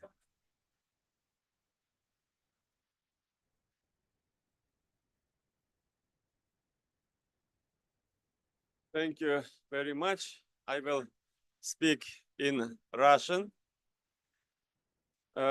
Дорогие друзья, добро пожаловать в павильон Кыргызской Республики, где сейчас мы открываем панельную сессию, посвященную управлению водными ресурсами в условиях изменения климата. Кыргызстан является горной страной, и мы находимся в верховьях великих рек Средней Азии. И я хочу подчеркнуть, что воды, конечно, будет с каждым годом становиться все меньше, но тем не менее на нас, для нашего народа воды хватит в ближайшие несколько веков. Вопрос стоит о бережном отношении к воде в интересах наших соседей, народов ниже по течению реки. И я хочу напомнить слова президента Садыра Джапарова, который в январе этого года еще раз подчеркнул, что Кыргызстан будет оставаться добрым соседом, который будет принимать интересы наших братских государств Центральной Азии также близко к сердцу, как и собственного нашего народа. И в этих целях наше государство уже в этом году направляет огромные ресурсы для того, чтобы беречь воду, внедрять новые технологии на уровне каждой семьи и всего государства. В следующем году на эти цели также будет направлено несколько сотен миллионов долларов для того, чтобы строить новые водохранилища, восстанавливать старые каналы, ирригационные сети, вводить системы того же капельного орошения.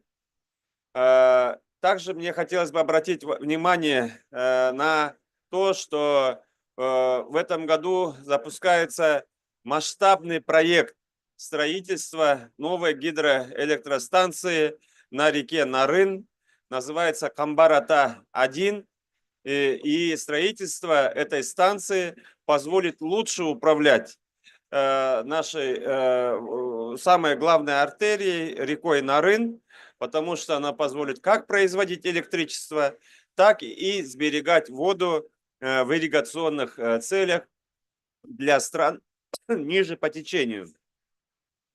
И, дорогие коллеги, еще очень важный вопрос – это сбережение нашего жемчужины Центральной Азии озера Иссык-Куль. Озеро Иссык-Куль сегодня находится под угрозой. Это то озеро, куда впадают сотни рек и ручейков, но не вытекает ни одной реки оттуда, и с каждым годом снижается уровень воды.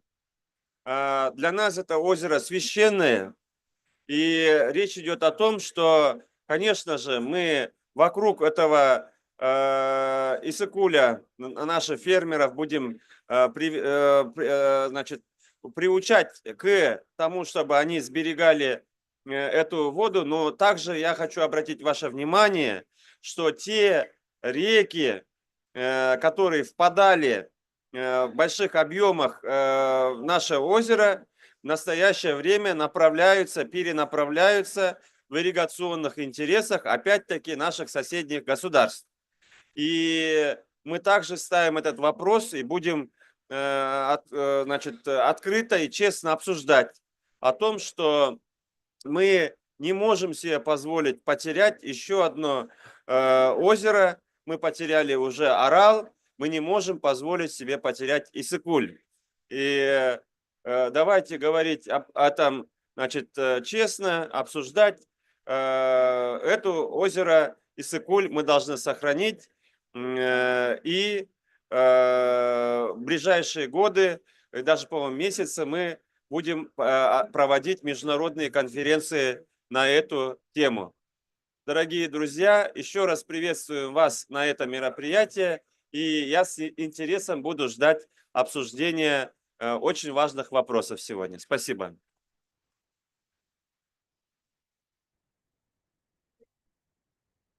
Спасибо большое. Я действительно думаю, что подчеркнуть, что сотрудничество вокруг водных ресурсов – это та позиция, которая самая важная для нашего региона, для сбережения его ресурсов и хорошего развития наших обществ и нашей экономики. Спасибо вам за эти вступительные слова. I would like to now give the floor to the co-organizer of this session, to the Director of Water and Food and Ecosystems at the International Institute for Water Resource Management, Mohsin Hafiz.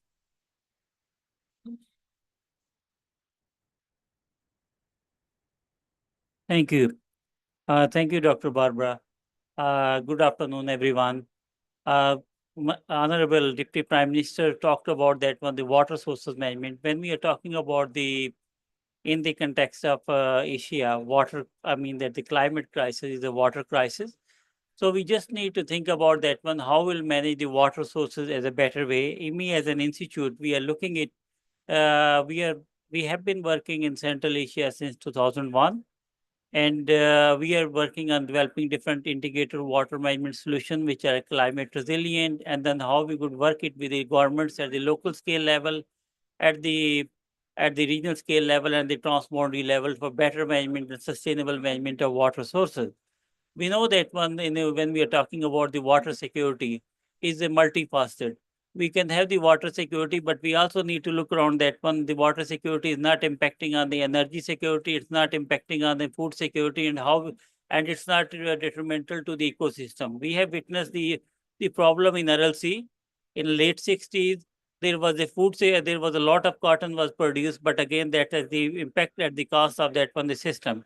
So again, IMI as the institute which we are looking at around when we are talking about water, we are considering the water as a system approach and saying it connecting the upstream, downstream, and saying it how we could overcome some of the wicked problem which are happening in the part of the one, and how we could develop a solution which are climate resilient, and how we could work it together and then implementing the solution which are beneficially for the communities.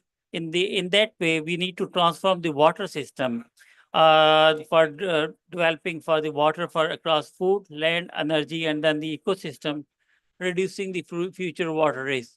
I have seen here many studies are highlighting that by the end of the century, there will a lot more glacier will be melted. How we could look into that kind of a thing, how we could reduce the future water risk, how we could strengthen the gender equality and then the social institution as a part of that one. IMI as the institute, we are working in this region since 2001, and what we are looking at as a part of our new strategy, we categorize, if we are talking about improving the water security, into three bigger ways. One is we need to mitigate the water risk. How we could mitigate the water risk, especially on the people who are being impacted on the climate change scenarios and all sort of the thing, looking into those contexts. But second is also reducing the global inequality, particularly the people in the Central Asia region and the Kyrgyzstan, the people whose voices are not heard, how we will include them in developing inclusive solutions which are including it. And third important thing is the managing water sustainably, talking about the improving the productivity of the rainfed, improving the productivity of irrigated agriculture, and how we could work it together as a part of that one, developing the integrated solution that boosting the productivity of water and also taking some water out from the fresh water, which is in the region, which is where we know there is a lot more future uncertainties of the water system. How we could work it together as a part of that one. So what we see today, this the seminar or this session, we are looking at that one, learning from you guys and saying it how we could work on developing different solutions and everything.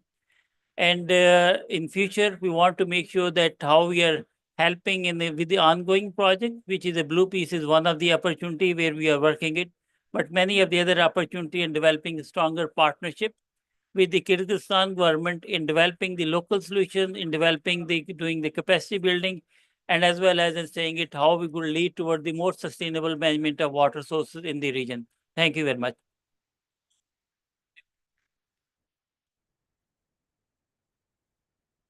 Thank you very much. Thank you for really highlighting the need for the nexus approach, and at the same time also the importance of the research and the evidence in the policy agenda.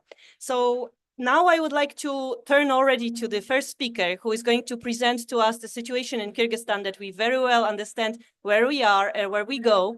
I would like to invite Mr. Bayaliyev. He is the Deputy Director of Water Resources Service at the Ministry in Kyrgyzstan. And I would like to give him the floor, where he will be showing us the case study of Kyrgyzstan and the new developments and opportunities. Please.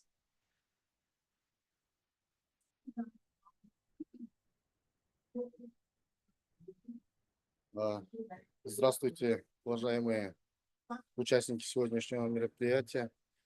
В начале своей презентации я бы хотел обратить ваше внимание на короткий видеоролик.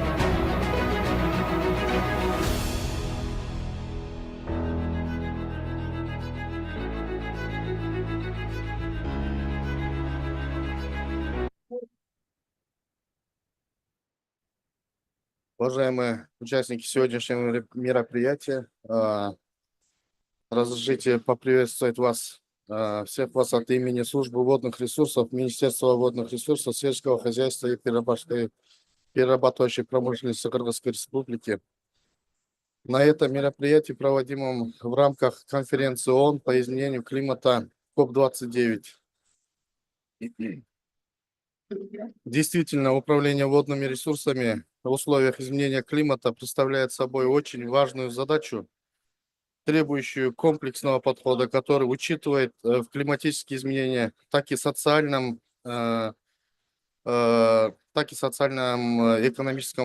экономические факторы. Общепризнано, что ни одна отрасль экономики не может существовать без воды, и поэтому любое государство должно заниматься этим вопросом всегда, причем с опережением, чтобы воды было достаточно для будущего развития. И мы согласны с этой мыслью, потому что как страна верховая осознаем высокую ответственность Кыргызской Республики перед сопредельными государствами. И вместе с этим отмечаем важность и значимость осуществления сотрудничества на справедливой, разумной и равноправной основе, отвечающей требованиям настоящего времени. В своей небольшой презентации хотел бы ознакомить вас с существующим положением в сфере управления водными ресурсами, планы Кыргызской Республики для решения существующих проблем этой отрасли. На сегодняшний день, на первой презентации мы показываем на сегодняшний день ирригационный фонд Кыргызской Республики, который обслуживает более 1 миллиона гектара орошаемых земель. Общая протяженность каналов магистральных около 6 тысяч километров, 120 насосных станций, 7670 гидротехнических сооружений на каналах, 93 единицы аккумулирующих сооружений с большим объемом воды, более 1,7 миллиардов метров кубических гарантированная водоподача на 250 тысяч гектаров орошаемых земель.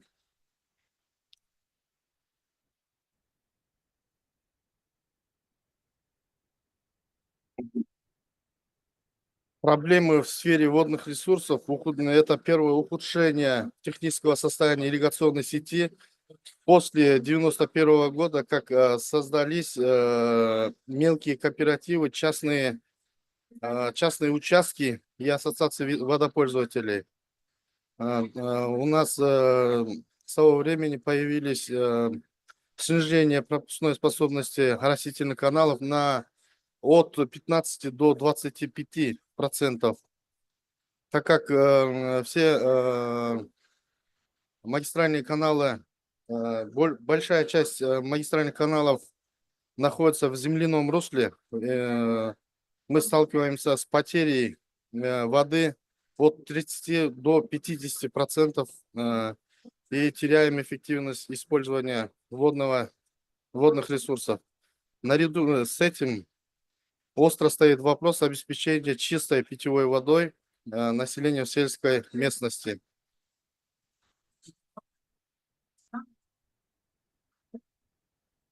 Для решения вышеуказанных проблем отрасли необходима реабилитация и модернизация существующей ирригационной сети, строительство новых водохозяйственных объектов, цифровизация и автоматизация водоучета и водораспределения и внедрение современных технологий полива, как капельное и дождевальное орошение.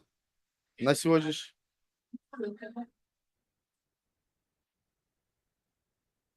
сегодняшний день службой водных ресурсов проводится мероприятие по внедрению новых технологий, система капельного и дождевального орошения, метод полива, при котором вода подается непосредственно в прикорневую зону выращиваемых растений, регулируемый малыми порциями с помощью дозаторов капельниц позволяет получить значительную экономию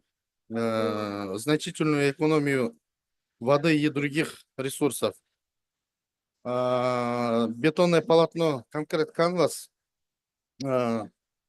представляет собой гибкое трехмерно армированное сеткой и полиэтиленовых нитей полотна, наполненное сухой бетонной смесью. Материал застревает после смачивания водой, формирует тонкий, прочный, водонепроницаемый слой. С этим материалом мы выигрываем во времени и в количестве, экономим. Контрольно-измерительные приборы,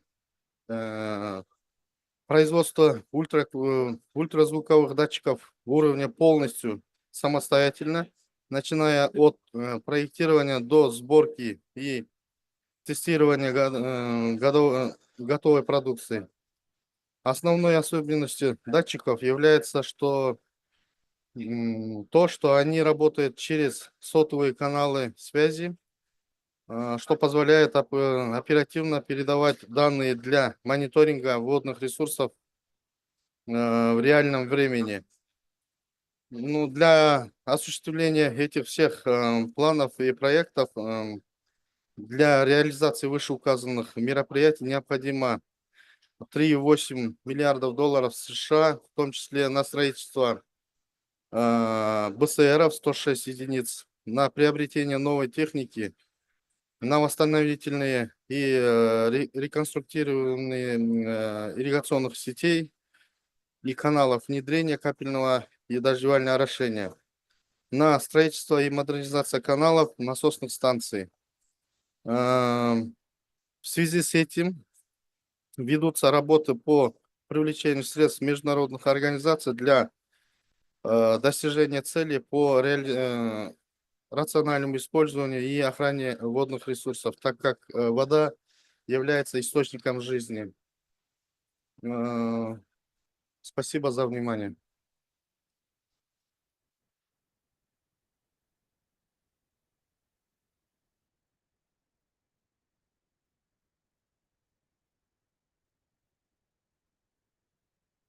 Спасибо большое, что подчеркнули особенно в конце, что рациональный подход к управлению водными ресурсами – это тот, который всегда будет всем выгодным и всегда основой для хорошего развития общества и экономики. Спасибо за ваш доклад. Я думаю, что мы поняли, we have understood where we are, how beautiful the country is, how important water is for the development of the country. And now I would like to look a little bit from the other perspective, giving the floor to Mr. Shadmanov. He's the Director of State Institution Development of Drinking Water Supply and Sanitation at the Water Resources Services under the Ministry of Internal Affairs of Kyrgyz Republic. And he will be speaking about the human perspective, the drinking water. Please, floor is yours.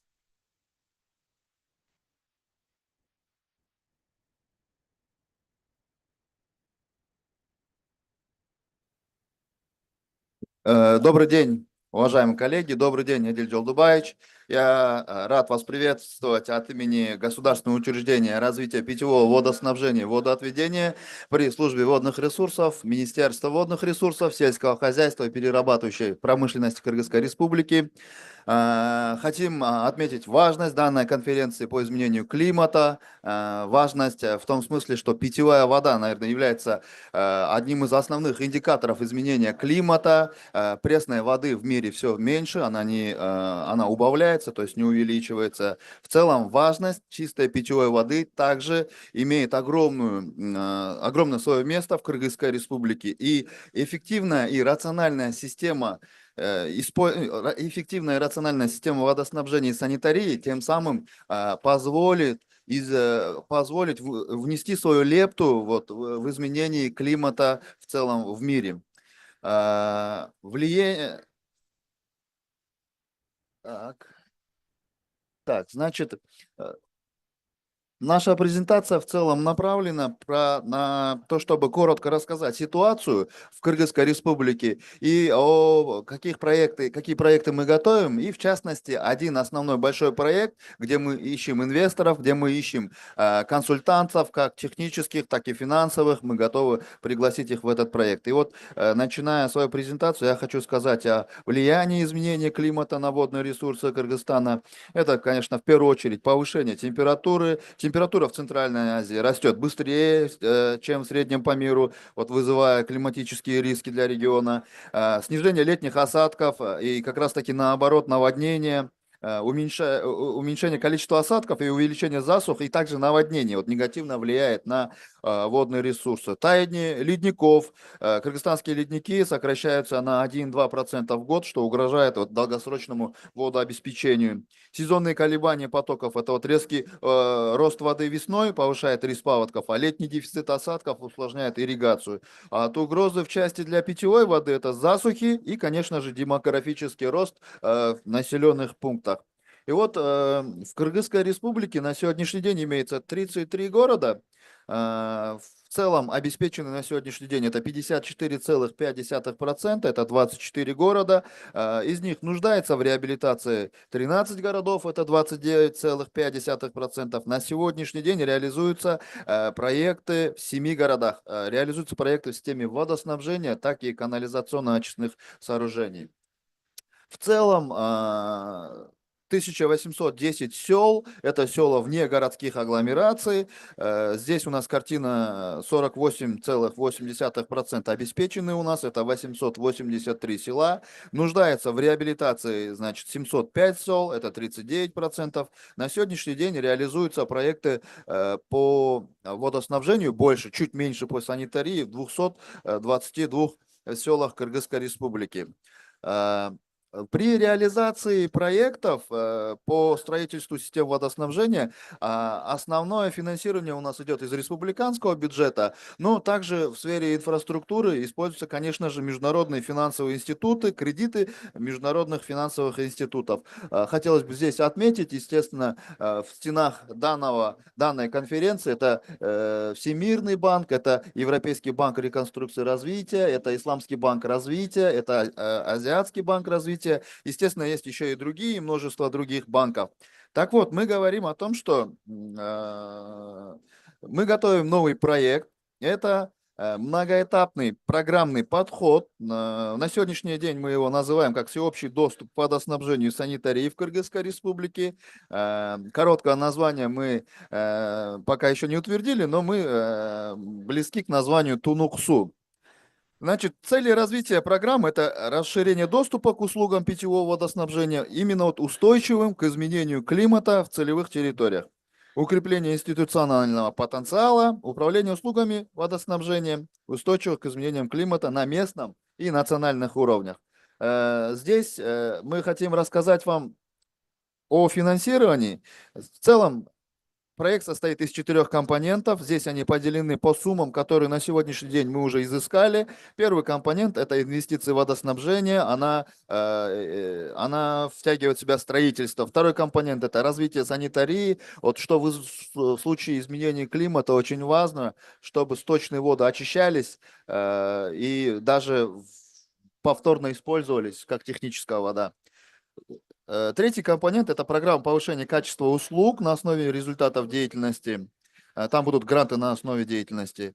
Четвертый компонент – это структурирование и управление программой, создание надежных управленческих инструментов, обеспечение ресурсов и успешную реализацию программ цели. То есть это институциональное развитие, иначе говоря. Чуть осталось. Я бы хотел быстренько пройтись по нашим компонентам. Первый компонент имеет 2 подкомпонента. В первой части, значит, будет доступ к водоснабжению для необслуживаемых слоев населения. В втором подкомпоненте первого компонента модернизация систем водоснабжения. Переходя ко второму компоненту нашего проекта, также имеется 2 подкомпонента. Первый – это улучшение санитарных условий на местах. Второе – это по проектированию улучшения канализации. В 4 районных центрах мы предполагаем улучшить систему канализации. Доселе там в этих районах данных не было никогда канализационных систем, очистных сооружений. Третий компонент у нас также включает два подкомпонента. По первому подкомпоненту будет совершенствование предоставления услуг. По второму это программа профессионального развития и профессионального образования. Переходя к последнему, четвертому компоненту, значит, тут три главных аспекта. Значит, это обеспечение технического содействия и оборудования для эффективного управления. Это разработка типовых инструментов для управления программой, включая вот экологические и социальные аспекты. И поддержка программы развития знаний, обучения, коммуникации, стратегии. Важно отметить, что проект, о котором я говорю, будет иметь бенефициаров в количестве 373 тысячи человек. Около 349 социальных учреждений. Это ФАПы, поликлиники, больницы.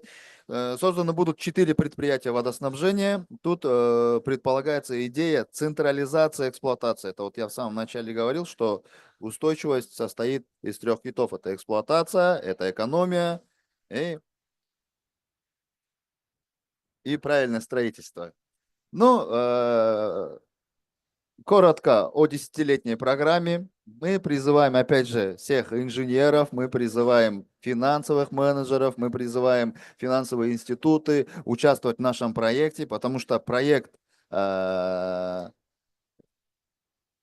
состоит из разных финансовых доноров. Обратите внимание, что это Международная ассоциация развития, то есть Всемирный банк. Это Азиатский банк инфраструктурных инвестиций, который в первый раз у нас в Кыргызской республике занимается именно водоснабжением. Это фонд ОПЕК, который выделяет кредит для международного развития. И это грант правительства Швейцарии.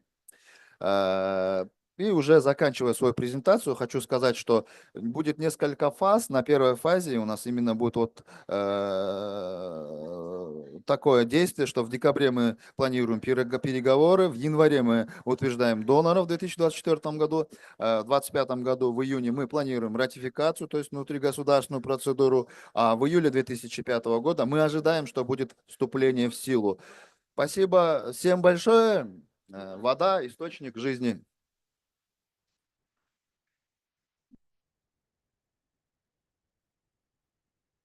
Спасибо вам большое, Станислав Шадманов.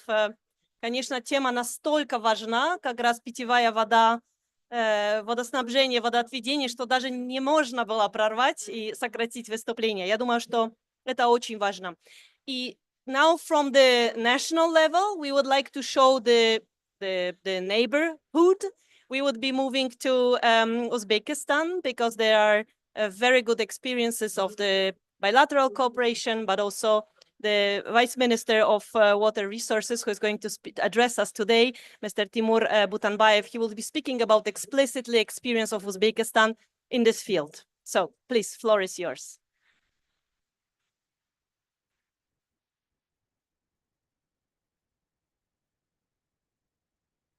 Lady participants, if translation is available, I will continue in Russian. Okay, thank you. Уважаемые участники, дамы и господа, позвольте от имени Министерства водного хозяйства Республики Узбекистан поприветствовать искренне участников данного мероприятия.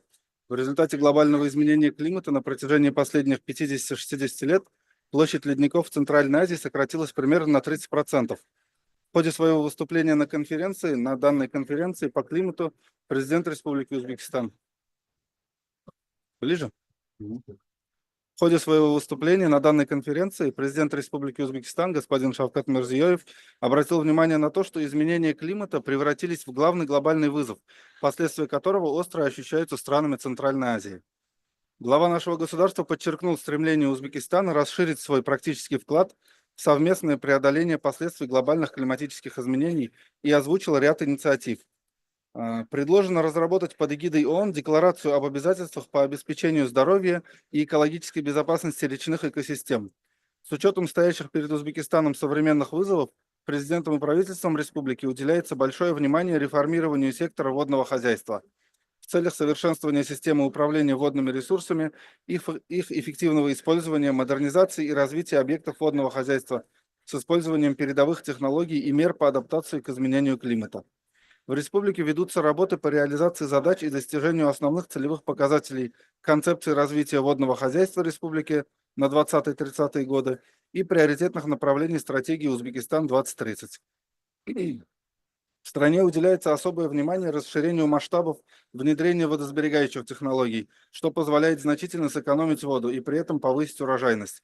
В настоящее время водосберегающие технологии внедрены на площади около 1,7 миллиона гектаров, что составляет почти 40% орошаемых земель страны.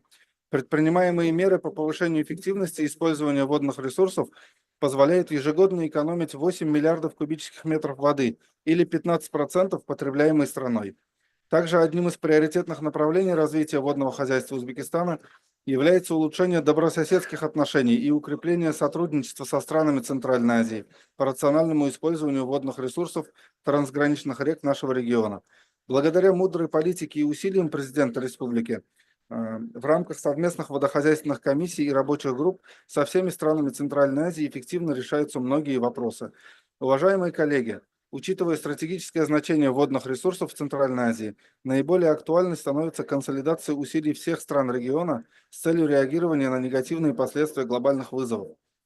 В этой связи считаем целесообразным продолжить совместную работу по выработке согласованных подходов по вопросам рационального использования трансграничных водных ресурсов. Уверен, что взаимная поддержка инициатив и тесная координация действий стран Центральной Азии по вопросам трансграничных водных ресурсов станут залогом обеспечения устойчивого социально-экономического развития нашего региона.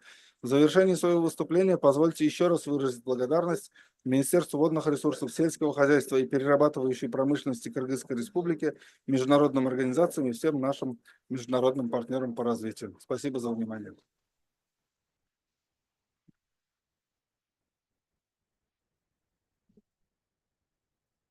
Спасибо большое. Спасибо, что поделились национальным опытом, перспективой регионального сотрудничества. Спасибо за эту открытость в нашей дискуссии. И на этом we will be finishing now the part where we have listened to the speeches. I think we have a good understanding where are we in the Kyrgyz Republic. We have a pretty good understanding where are we in the region of Central Asia and what are our global contributions and perspectives. And now I would like to invite a panel. So that's going to be more participatory. Now it's going to be more short and interactive. And I would like to invite here to take a floor my colleagues and friends from different international organizations and governments and research institutions. So I'll start with Mohsin Hafez, who you know already from IVMI. Please take a seat. I would like to invite Dr. Timo Gaspek. He's representative of the Ministry of Foreign Affairs of Netherlands. I would like to invite Jasmine Siddiqui. Jasmine is Director of Agriculture, Food, Nature and Rural Development of the Asian Bank of Development. I would like to invite Sanjay Srivastava. He is a Chief of Disaster Risk Reduction of UN Economics and Social Commission for Asia and Pacific, known as ESCAP. And I would like to invite Stephanie Wesch. She is representing a research institution, the Potsdam Climate Institute. So this is our panel, who I wanted to introduce to you. Thank you very much for taking your time and joining our panel. And we have, of course, prepared a little bit. It's not everything very spontaneous, as you can imagine.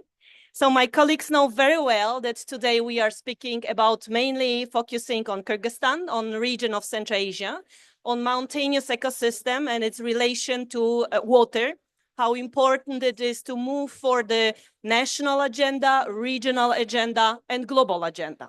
This is what we absolutely have pre-discussed.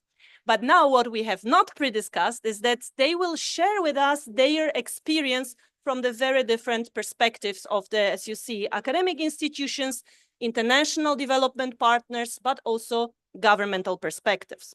So I will start with Mohsin.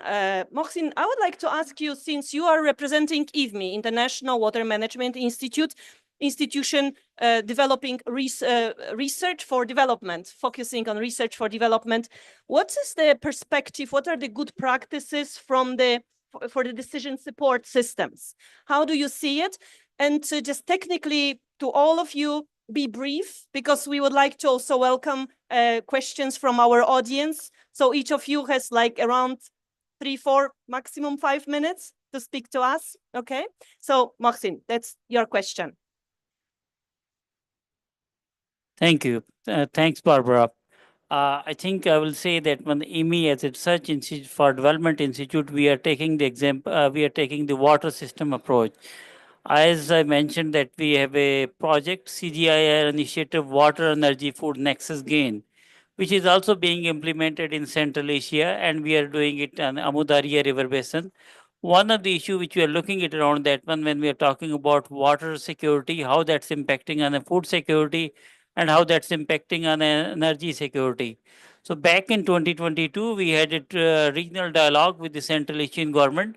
And then one of the things they were saying it, how we could have the better idea, the modeling, water allocation, and how much is the potential for the energy and how we could work it on that one. Under this, the CGIAR initiative, which we looked around, we are developing a PIWR modeling for a smaller river basin, Chichik River Basin, where we explore that one, how much is the water used, how much is the water for agriculture, how much is water available, and how we could have a better allocation of water. That's where we have developed a PIWR modeling, which is a Python water sources modeling developed in collaboration with University of Manchester. But that the decision support modeling tool development is not alone, nothing new science. But what we have worked with SIC, Central Asian State, and then the Dr. Dinara and his team, and we have trained their team and saying it how they could have a better optimize the water sources within a smaller river basin and saying it how that could be used beneficial for them to make a future decision. Similarly, we are developing as a part of the energy module, as a part of that one for the Chichik River Basin. And another important thing is looking into the different water bodies which are a part of that one. How much volume of water stored at the different small storages? How much is the potential? What kind of land use and land cover is available? How much is water used for agriculture? So that's the development of decision support system is helpful for us. Now, one is about the water allocation within a river basin, but also about that one where is the non-beneficial of water use in the system, and that could be pinpointing on that one that we could reduce the non-beneficial system and then saying it how we could use the water beneficially. That's the one aspect, and I will quickly touch on under the same project one small example, not taking you more than a minute to keep limit within my time.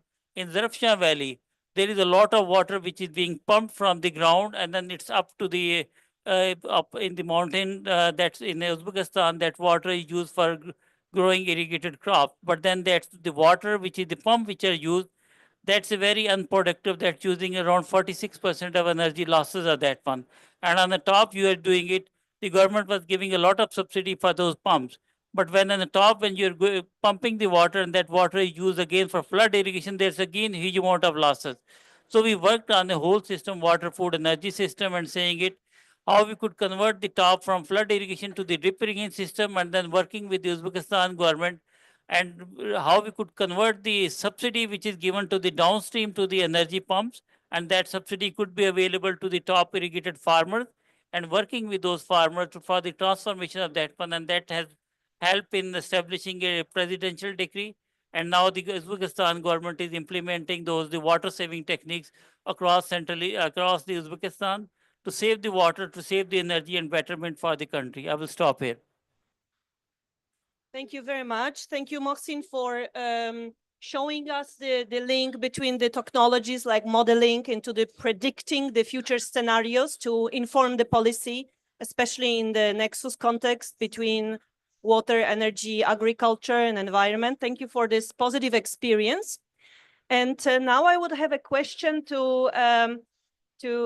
I would have a question. You see how balanced in gender we are. So I'm almost, you know, and I would like to invite to the floor Jasmine.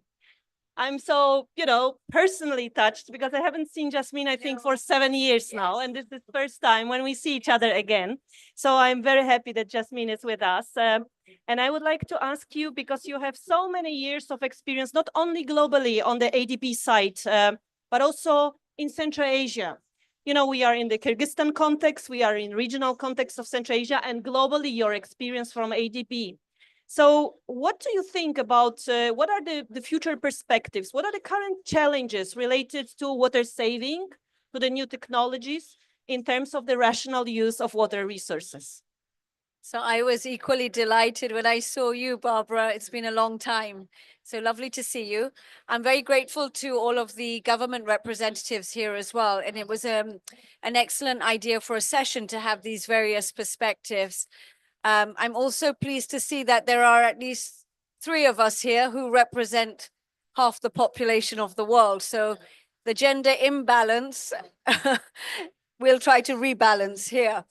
And maybe we bring some different perspectives. So, Barbara, I think the question you raise is very important. And while the presenters earlier were speaking, I was reminded that maybe for 30 years, we've been at least 30 years, we've been talking about how do we improve water use, efficiency, rather than productivity. And we've tried very hard, of course, with colleagues such as Mohsin at IMI, to move towards the concepts of water productivity, which is perhaps a more tangible form of measurement in terms of crop per drop. So remote sensing, of course, is one of the best ways we can really improve and advance how we think about water rather than how quickly does it flow. And I would say here, I made some notes, the continued preoccupation with concrete and infrastructure. What we can see today is that the role of communities and farmers is increasingly important. I still see in the region of Central Asia that there is a continued preoccupation with technical solutions through irrigation infrastructure rather than looking at a combined approach of how water users use water, how we increase awareness of users, and how we can use technology to really facilitate the user with access to information. And some of these systems can be quite simple. For example, soil moisture sensors. And again, I know IMI has been working on this. Knowing when to irrigate and how much to irrigate is an age-old adage that we've used, but it still persists today.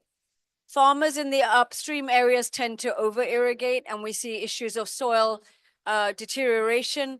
So having some simple parameters or tools can help farmers.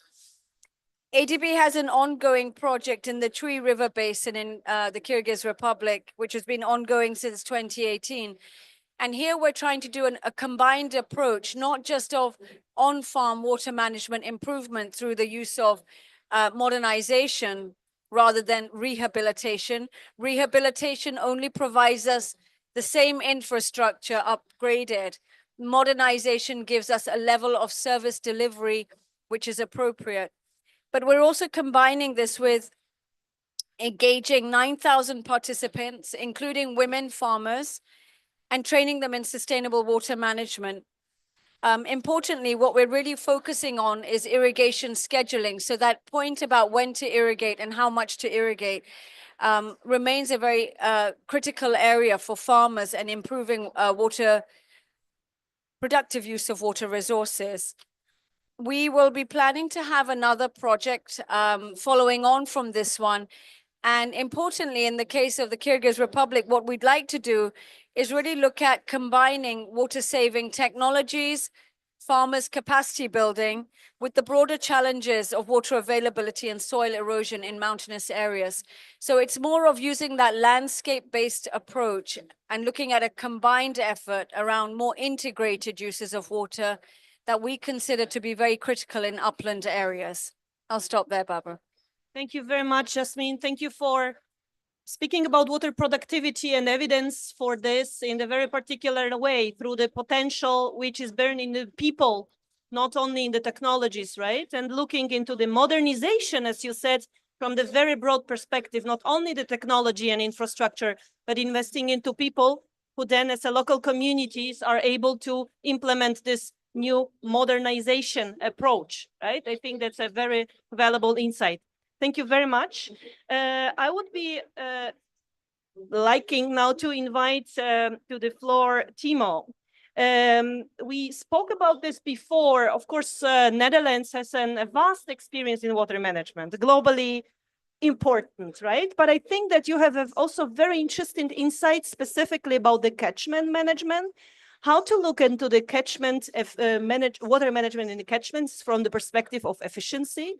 Is there any difference between the system and the catchment approach when we speak about water savings, and what the countries like Kyrgyzstan can learn from Netherlands in this sense, or maybe what Netherlands can learn from Kyrgyzstan? Thank you very much. Большое спасибо. Извините, я не понимаю России. I have to speak in English. I live in a country where our highest mountain is 300 meters above sea level. So nothing like what we're talking about now. But we depend for our water on the water that comes from the Alps, from the mountains in Switzerland and beyond. And I did work on water management in Rwanda, which is a very mountainous country as well.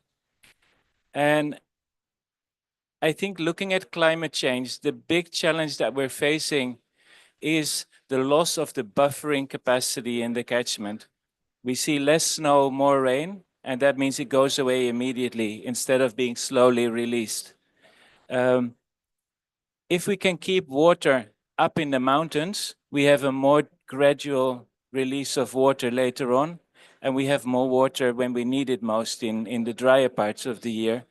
And I think that is where the adaptation can perhaps focus. I've had a lot of discussions about irrigation efficiency. I'm an irrigation engineer myself, but there's two questions I would like to ask with that. One is, if you're in an upstream area, the inefficiency in the irrigation is basically that seeps into the groundwater and it comes back. So for downstream, it doesn't really matter whether you're efficient or not upstream. The other thing is the cost of some of the technology. Some technologies are fantastic, super efficient, but maybe the business case for the farmer doesn't make sense. And then you keep depending on subsidies to keep it working. Perhaps we can look at a balance there that makes economic sense for farmers and for governments, so that we don't end up being dependent on very expensive subsidies later on. And perhaps we can look specifically at where we can buffer water upstream so that we have more when we need it and there's more available further downstream. Thank you. Thank you very much. When Timo started speaking that he's from the lowland and we are here speaking about the very, very highland, I was thinking, interesting how he will find the resolution, what is in common. And then he said that the common is the climate change, the challenge for the climate change, and looking for the perspectives together, whether you are upstream or you are downstream, you have to look into the basin perspective. I think that it's very interesting to hear it from the downstream perspective, country perspective, who works so well with its neighbors in the upstream countries, right? Thank you very much for sharing this experience. Stephanie, I would like to introduce Stephanie. It's not that I haven't seen her for 7 years. I have seen her yesterday, but we are friends for 7 years at least. And I know that her research and work at the PIC and the Climate Institute in Potsdam is very relevant to our topic today. So Stephanie, could you tell us a little bit more about the barriers which you see as for today for introducing water saving technologies, especially in the agriculture? Yeah, I'm speaking from the research perspective, but in particular from a research consortium, which is part of the Green Central Asia Initiative funded by the German Foreign Ministry, now the entire government actually. So it'll be a very particular perspective, but I'll try to add a little bit. I'll go at this, I'll look at 3 different points. One will be disintegrated siloed approaches. The other issue, in my opinion, is distrust. And then finally, the adaptation finance gap. And so I was really happy to hear that the colleague from IVMI, they already are working with some of these integrated approaches and really taking it seriously. In the general landscape of things, I think we're dealing with cascading risks, which really require nexus and interdisciplinary approaches also, and in order to really address this holistically. And this means away from the sectoral thinking and thinking agriculture and water and this, but really looking at it together. So what does this mean concretely? We are looking at some of these, we're not looking at nexus approaches yet enough. We're kind of throwing it around as a buzzword everywhere, as a buzzword in all different projects. And if you want to get funding, you have to throw in the nexus, right? But is it really yet in practice being practiced as it's being preached? I would say not yet.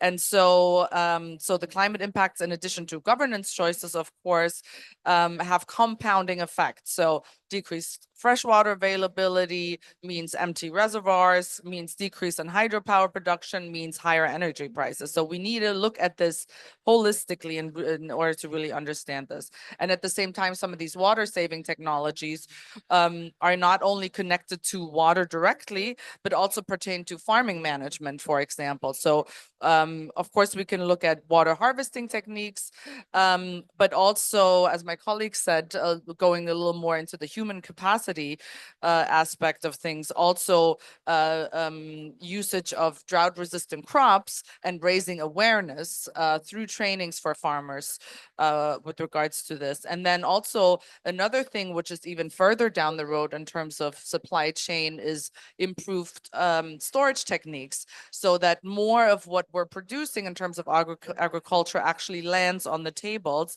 and doesn't go bad, because it's we're missing an opportunity to improve storage capacities and techniques.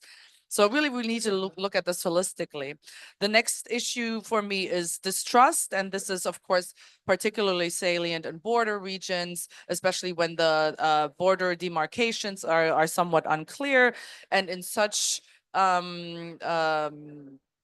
situations of distrust, even well-intentioned activities such as installing water monitoring technology or even improving lining of irrigation canals could actually be a trigger for conflict. So this is another barrier. So we really do need dialogue between up and downstream countries, even when we think the project isn't really affecting people downstream. And so something that we've come across within our project a lot is also the lack of data sharing. And so for us, when it comes to climatological modeling, hydrological modeling, we really do need reliable data. And so part of the issue, of course, is there's not enough, that the network of observations is too sparse. So that's one reason. The other reason is sometimes the data does exist, but you only get through it through personal relations, right? And then sometimes it's offered at very high prices for financially, and the prices are so high, we don't have these kinds of funds within our project. So yeah, I would certainly encourage more use of open data and really data sharing, which can also build trust between the neighboring countries. Another point I'd make is cooperation beyond water. So because this water topic is so sensitive, when you link this water to higher political goals, so this could be regional cooperation, increased trade, or as we're here together, the joint challenge of climate change. I was really happy last year to see the joint Central Asia Pavilion. It was one region, one voice, right? And so I think we can see, it would be nice to see more, that it would increase visibility of the region as a whole to work together. And I think it would also leverage the negotiation position at COP when you really speak with one voice. And then lastly, my last point is adaptation finance gap. And so the report just came out. We have, there's cost of advanced irrigation technologies like drip sprinkler irrigation. We spoke about it already. We also need to make sure this is energy efficient, so pumping equipment, right? But there's a high cost associated with this.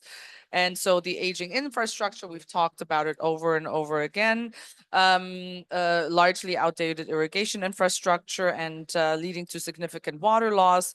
And 40% of the water is then already lost before reaching the fields. Of course, there are new technologies available, and I think Kyrgyzstan is already working with, for example, concrete canvas from the UK in order to use new technologies to line irrigation channels. But of course, there's the issue is the sheer scale. So the length of the canals is 30,000 kilometers, including 11,000 kilometers of unsurfaced canals. So the upscaling and the financial burden is certainly an issue, and I'm almost finished. So the upscaling really requires finance, and so the global adaptation finance gap is widening. The report just came out and is now between almost 200 billion to almost 400 billion a year is the finance gap. Of course, hopefully we can make some progress on this topic at this COP. But when it comes to this, there's already an effort, which is good, by the Kyrgyz Climate Finance Center to navigate some of these adaptation finance landscapes and improve capacities for writing proposals for attracting finance to Kyrgyzstan. And of course, we need to talk about public-private partnerships also. I've seen some really nice at an event at the Uzbek Pavilion yesterday, a really nice private organization that works on some of this. So this is something. And then my final thing is research should also be more interlinked and closely with implementation of some of these adaptive measures, so that some of this research on adaptation doesn't just land on the shelf, but actually you're directly in the same project, research to implementation directly. Thank you. Thank you very much, Stephanie. Thank you for not just speaking about the barriers, right, but just immediately giving us some ideas for the solutions, even when we speak about the silo or the mistrust or the need for additional funding. Stephanie was sharing the idea coming from the research, from the evidence, how to overcome those barriers. So thank you very much. And last but not least, Sanjay, the floor will be yours now to speak from the perspective how to exchange the regional experience, right? Because this is also something what is very important to really achieve the water saving approach, to exchange the technologies. What are the possibilities? What can we expect? Thank you, Barbara. Thank you for the opportunity. I would like to focus on the risk landscape in Central Asia, and particularly in Kyrgyzstan. This issue from a disaster risk reduction perspective. You see, you have a warming planet. Implication in Central Asia is temperature, precipitation, and also snow melt. So you have three risk drivers: precipitation, temperature, snow melt. Now, if you translate those in terms of the impact, particularly in Kyrgyzstan, you need to manage the risk, understanding these three key risk drivers. You need technology. That's the point of my intervention, and that is where regional exchange is so important. Because these risk drivers are regional, it's not country specific. So you need a regional strategy. There are three clusters of technology which works to address risk of such kind, transboundary risk with transboundary impact. One cluster, that is the science, where climate science, water science, hydrology, climatology becomes important. Second part comes hardcore engineering, the water infrastructure, energy infrastructure, and so on. The third one, which is now becoming much more important, is the digital. That's the data, the digitalization part of it.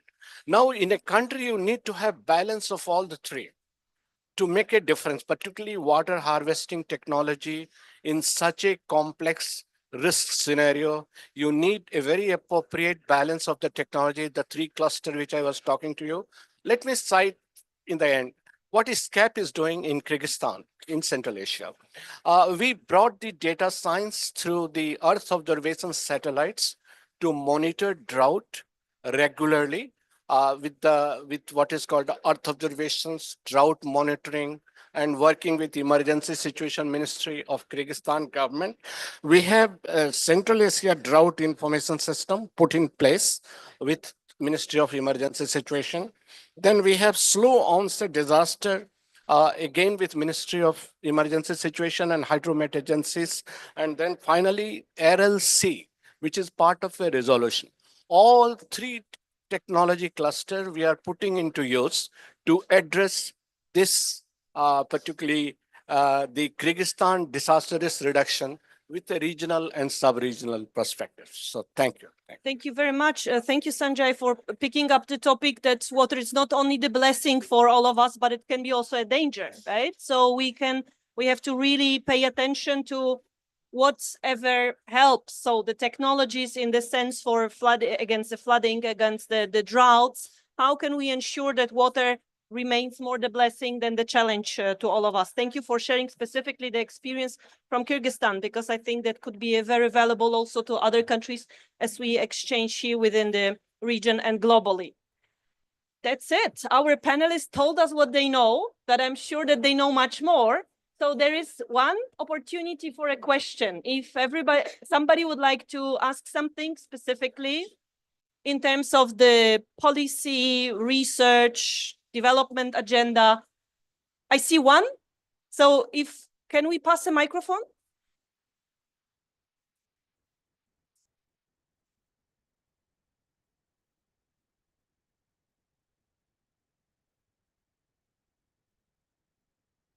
Yeah, hi everyone. My name is Yulia Didas. I've worked together with Stephanie at Potsdam Institute for Climate Impact Research. Unfortunately, one of our panelists already left, but he mentioned quite important thing about this regional project on Cherchik River. And we also work on this river basin, but most important, I would say, so the upstream of Cherchik River, of course, in Kyrgyzstan, but main usage of water comes for Uzbekistan and specifically for Tashkent. And the main idea is that 80% of all water supply for Tashkent city, so the capital, comes from Cherchik River. And also 80% of renewable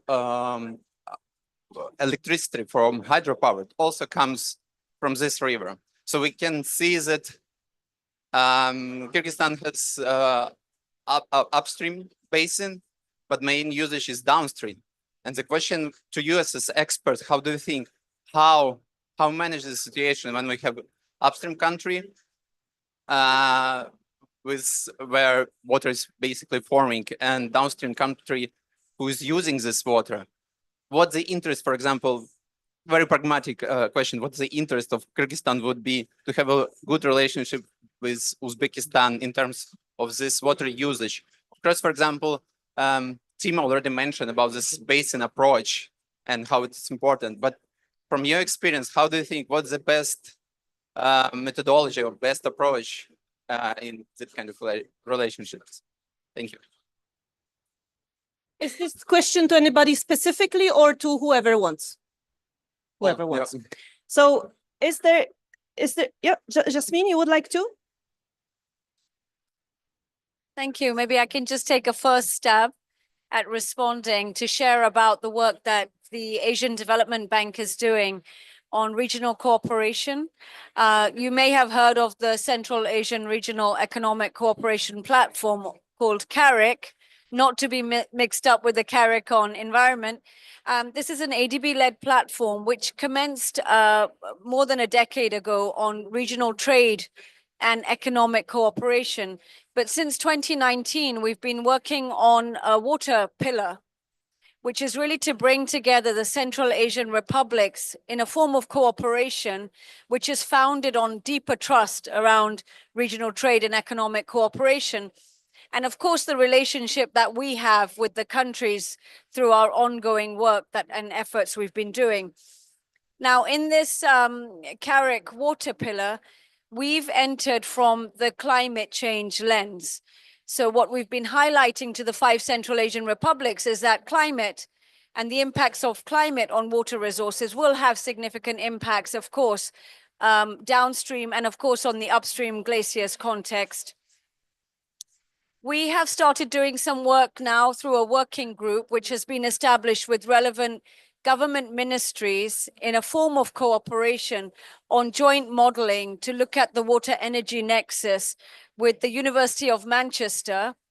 And it's being done jointly with Uzbekistan and upstream countries as well. But I'd like to also share that I would say in this regard, and I'm also covering South Asia, I would say that Central Asia is well advanced in terms of its cooperation. Number one, its knowledge of each other's challenges and issues. Number two, in terms of the legal frameworks that already exist for cooperation, they provide a good foundation within which these type of actions can then be taken, such as the joint modeling. We also know that there are larger hydropower dams which are to be implemented upstream in also the Kyrgyz Republic, but also in Tajikistan, which will have implications downstream. But what we see through our working group is definite cooperation amongst the ministries of energy and water resources. And I'm really pleased to share as well that we've already had joint agreements for 3 joint infrastructure investment projects. So for me, those are significant steps forward, holding hands across the region. ADB also on the 14th of November launched its Glaciers to Farms initiative, which is looking at the preservation of glaciers for improved water resources management and food security and sustainable livelihoods. And we see that as another platform through which we can engage on more strong cooperation relating to glaciers. Thank you. Thank you. Just a small addition. There is a UN initiative as well called as SPECA, a Specials Program for Economic Cooperation between UNESCAP and ECE, UN Economic Commission for the Europe. Water and energy is one of the pillars of a SPECA, and there are many initiatives on regional cooperations among the Central Asian countries. Thank you. Thank you very much. As we are very strict on time, we are exactly at the finishing. Thank you for the question. And I think that maybe also the question could be answered a little bit by Mr. Bayaliyev, who will be giving us now the final words on behalf of the Kyrgyz Republic. Thank you so much for the panel, for your participation, and thank you for the organizers. But if you could stay just for a second, because I think that the very nice moment is coming now. Just a moment. So Mr. Bayaliyev will be joining us from here.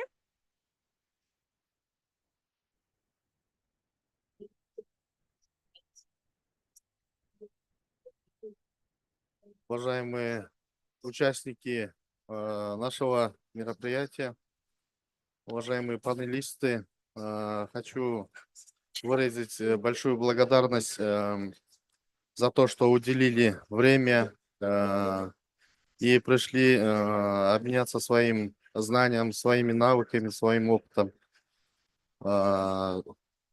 Всем участникам большое спасибо за участие. И пусть будет мир во всем мире, и воды достаточно.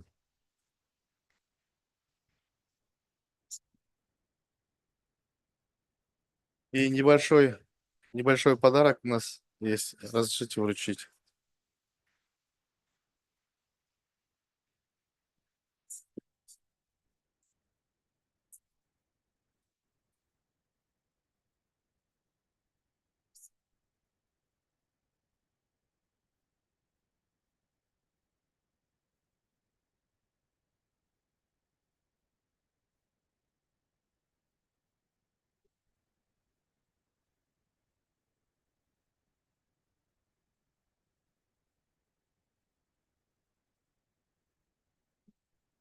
Thank you. Thank you very much, everyone, for the participation. Thank you. Nice to meet you. Yeah. Thank you. I've heard of many times. Oh, I see. I've also heard of you too. Now you're based where? Bangkok. Oh, Bangkok. For coming to Kyrgyzstan. I'm special representative for President of Kyrgyzstan on mountain agenda. Yeah. So we are promoting mountain agenda. So I sorry, I missed because we have a bilateral meetings. And you have a card? And I'm going to Bishkek tonight. Wow. Hello? So thank you very much for your contribution to our scientific very. I think that it's very important and perspective was about protecting our I hope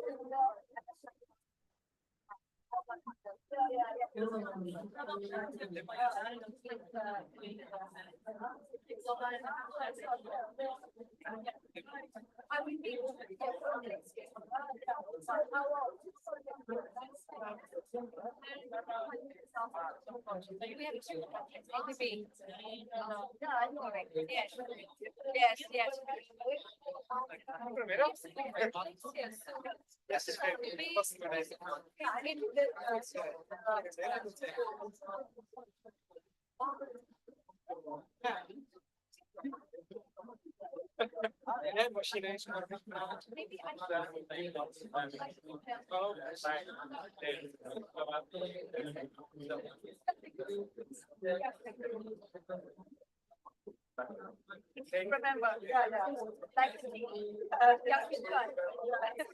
And I work with Mr. Healthcare.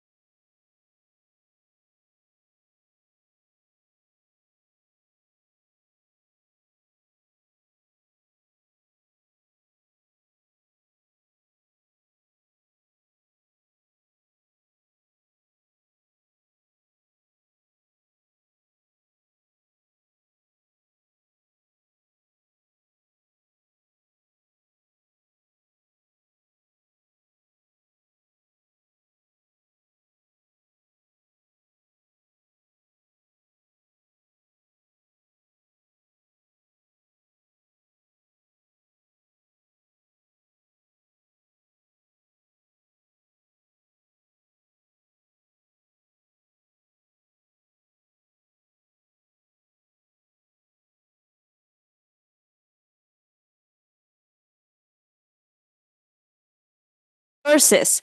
The region faces both challenges and opportunities in transitioning to a low-carbon, climate-resilient future. However, this transition must also be a just transition, ensuring that no community or individual is left behind as economies evolve towards sustainability.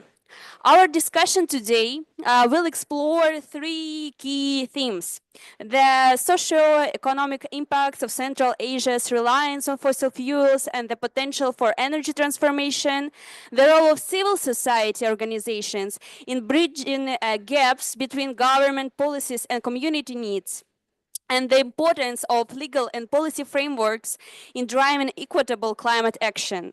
We are joined by an esteemed panel of experts: Tatiana Lanshina, Agora Energiewende, Rustam Nasirkhan, consultant to the Ministry of Energy of Kazakhstan, Anisa Abibuloeva, Little Earth, Tajikistan, and Nazgul Kailubayeva, Movgreen, Kyrgyzstan. Each panelist will share their unique perspectives on just transition in the region, which we will have time after that for questions from the audience.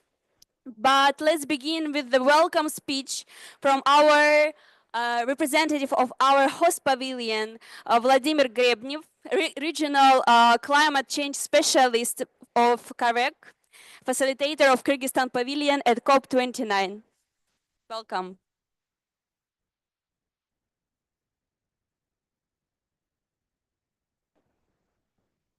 Добрый день, уважаемые представители гражданского общества. Для нашего павильона это большая честь принять региональное мероприятие такой уважаемой сети, как Конвекция. Мы искренне надеемся, что именно тот подход, который вы предложите для справедливого перехода, будет наиболее оптимальным. И самый главный вопрос, о котором мы часто забываем, то, что за этим переходом, который реализуют наши уполномоченные органы, необходим дополнительный надзор, и этот надзор осуществляет именно неправительственные организации. Успехов вам, процветания и взаимной поддержки. Спасибо. Thank you for such warm and welcoming words. And as we start, our first speaker is Tatiana from Agora Energiewende. Tatiana will provide an overview of Central Asia's progress toward energy transition and share key findings from Agora's research. Tatiana, the floor is yours, and can we ask to start our first presentation, first slides?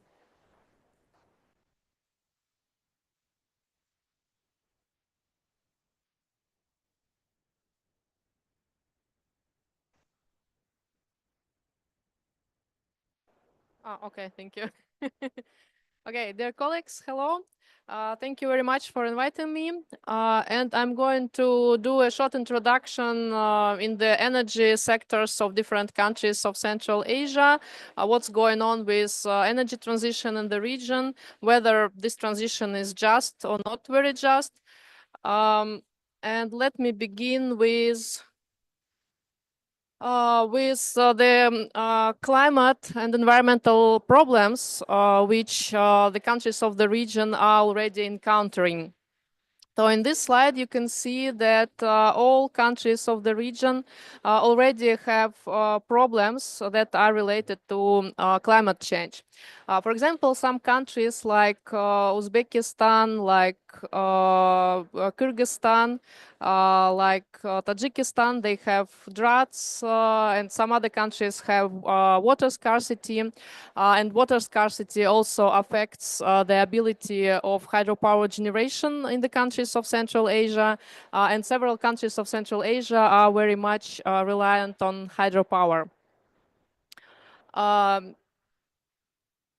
Heat waves are also typical for the region, soil salinization like in Turkmenistan. So you can see that climate change is already affecting the region pretty much. At the same time, there are several very important obstacles on the way of the energy transition in the countries of Central Asia. Many of them have abundant reserves of fossil fuels. Like, for example, Kazakhstan. Kazakhstan is rich in all fossil fuels. This is oil, which brings most of the income from exporting fossil fuels.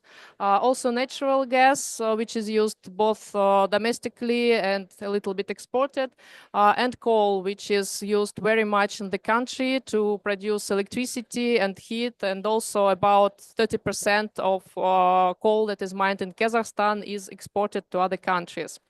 Turkmenistan is very rich in natural gas. Also, Uzbekistan is rich in natural gas. And Kyrgyzstan and Tajikistan are not that rich in fossil fuels, and they have to import many products that are produced from fossil fuels. Another obstacle on the way to the energy transition is subsidization of fossil fuels in the countries of Central Asia. In this slide, you can see that Kazakhstan is a leader in fossil fuel subsidies in the region. Kazakhstan provides subsidies for all fossil fuels and also to coal. Uzbekistan provides most subsidies to natural gas, and also it subsidizes electricity and oil sector. And Turkmenistan has also huge subsidies for fossil fuels. Actually, if there were no subsidies to fossil fuels, we would see another world today. So if this money would be spent for promoting new technologies, promoting renewable energy, if renewable energy could ever have access to such money as fossil fuels have, then the current world will be different. And this is related not only to Central Asian region, but to all countries in the world in general as well. Of course, countries of Central Asia are rich not only in fossil fuels, they are also rich in renewables, and they have huge renewable energy potential. You can see that Kazakhstan has rich potential in solar energy, wind energy, and hydropower energy. Kazakhstan is leader in potential of renewables, mostly because its territory is vast and it has different areas. So it means that Kazakhstan is able to produce more solar, wind, and hydropower.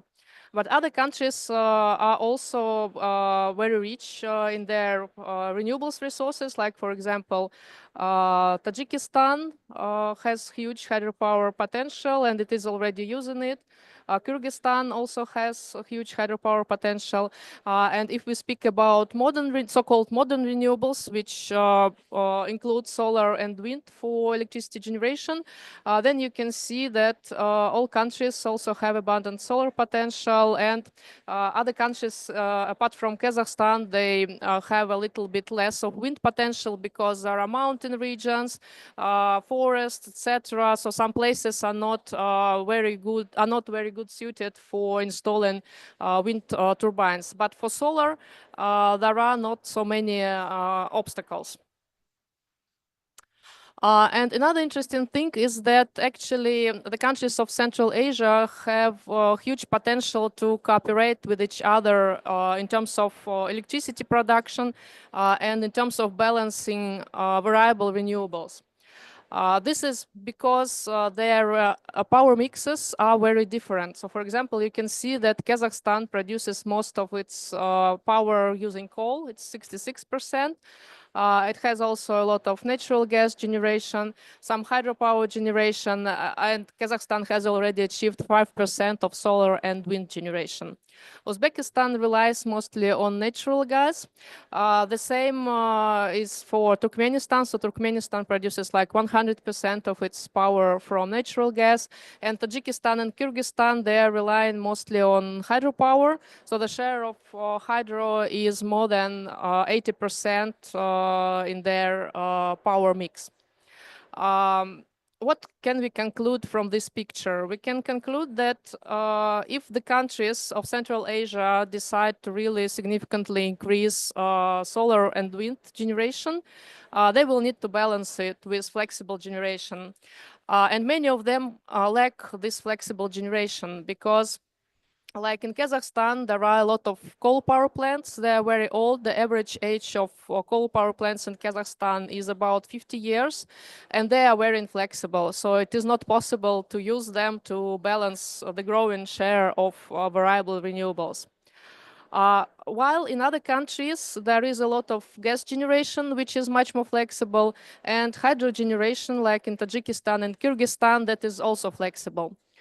However, Tajikistan and Kyrgyzstan at the moment actually do not have much opportunities to balance the electricity generation in other countries because, first of all, they have deficit of power in the last years, and this is also related to climate change, to the lack of water in these countries, etc. And secondly, the interconnection between the countries of Central Asia is not developed enough. So theoretically, those countries could help each other to transit to solar and wind energy, but in the reality, there are a lot of obstacles and a lot of investments are needed to overcome these obstacles. Apart from a lot of fossil fuels generation in the region, there is another very important problem. This is carbon intensity. It is very high in all the countries, and actually the economies of Central Asian countries are very inefficient also in terms of energy efficiency. For example, Kazakhstan is leading as one of the least energy efficient countries. Maybe some of you are already asking what is the share of Central Asian countries in the global emissions. It is not that huge. In total, they have about 1.3% in the total emissions. But still it is much. And in some countries, the emissions are growing. So you can see that after the dissolution of the USSR in 1990s, many countries of Central Asia, they decreased their emissions, and this was due not to some decarbonization efforts, but just because the industries of these countries had huge problems. They were in decline for about a decade or even more, and some companies had to close down. So this is why, like in Kazakhstan, there was a huge drop in CO2 emissions in the 15 years after the dissolution of the USSR. But in the last 2 decades, as you can see in this picture, in many countries in most actually countries of Central Asia, apart from maybe only Turkmenistan, the emissions started to grow. And this is related to the economic growth that rebounded in these countries. Economies are developing now, new companies are also being created, and the production is growing. So this is why we have the increase in emissions in these countries. Now let's take a look into the future. So what do the countries of Central Asia plan in terms of the development of their energy sectors, and what do they plan in terms of emissions reductions? So here you can see the first NDCs of the 5 countries of Central Asia. Some of them were revised, but I think it was only Kazakhstan and no, it was Kazakhstan, Kyrgyzstan, and Tajikistan. No, all of them were revised already. But still, these NDCs are not ambitious at all. So, for example, Kazakhstan aims only 15% of reduction in GHG emissions by 2030 compared to 1990. But as we have seen in the previous slides, emissions of Kazakhstan have already dropped after the dissolution of the Soviet Union, and it was not related to any decarbonization efforts.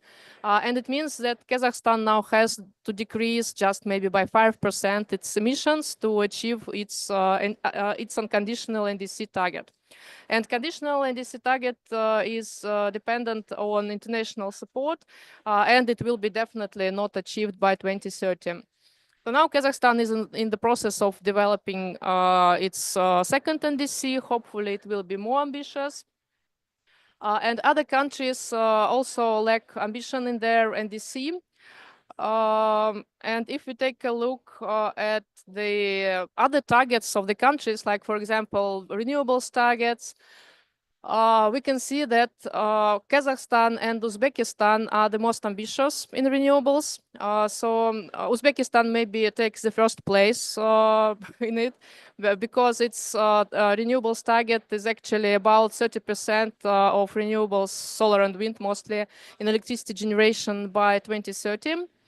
And now the share of solar and wind is very low in Uzbekistan, so it has just started to develop solar and wind about a couple of years ago. And it means that in the coming 5 years, it has a lot to do. Kazakhstan is a bit less ambitious in terms of targets, but it has already achieved some real results. So Kazakhstan started to develop its renewables from scratch about 10 years ago. So the share of solar and wind was 0. And now the share of wind and solar is already higher than 5%. It was about 5.5% in summer. And the aim is to achieve 15%, which will be covered mostly by solar and wind, and maybe 1% of that will be generated by small hydro by 2030. There is also a target in Kazakhstan to achieve 50% of alternative energy by 2050, and it includes nuclear, which was adopted recently at the referendum. So it will be, with some probability, it will be built.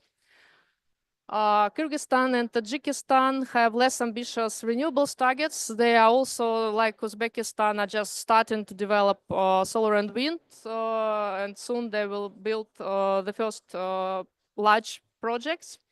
And Turkmenistan has no goals in terms of developing solar and wind power. So what can we conclude from this? How could those countries transit from coal and other fossil fuels to renewables such as wind and solar? So first of all, it is of course important that the political will would be here. So Kazakhstan, for example, needs a clear plan for coal phase down. It should take into account different social and economic aspects, like what to do with coal miners, how to reskill them, how to support them, what to do with companies that now operate in the coal mining and coal power sector. How can they restructure? Could they? In what other sectors could they invest? Also, regional aspect is very important because in Kazakhstan there are 2 regions that are very dependent on coal and they need alternatives. And of course, there needs to be a plan of integration of renewables in the grid. So at the moment in Kazakhstan, as well as in other Central Asian countries, the grids are very outdated. So they were built in the Soviet era, and there was no proper and large modernization of them. And it means that if we just add a lot of solar and wind, a lot of variable renewables to the old infrastructure, there will be a lot of problems with it and a lot of problems with balancing, of course. So then countries need to develop comprehensive plans that would address all these issues, like how to decrease the share of, first of all, coal, but also other fossil fuels, how to integrate renewables into the grid in a proper way, and what to do with people and regions and companies who might suffer from this transition. And of course, it is very important to cooperate at the regional level. I mean, by regional level, I mean at the level of Central Asia, because most of Central Asian countries now face deficit of power generation.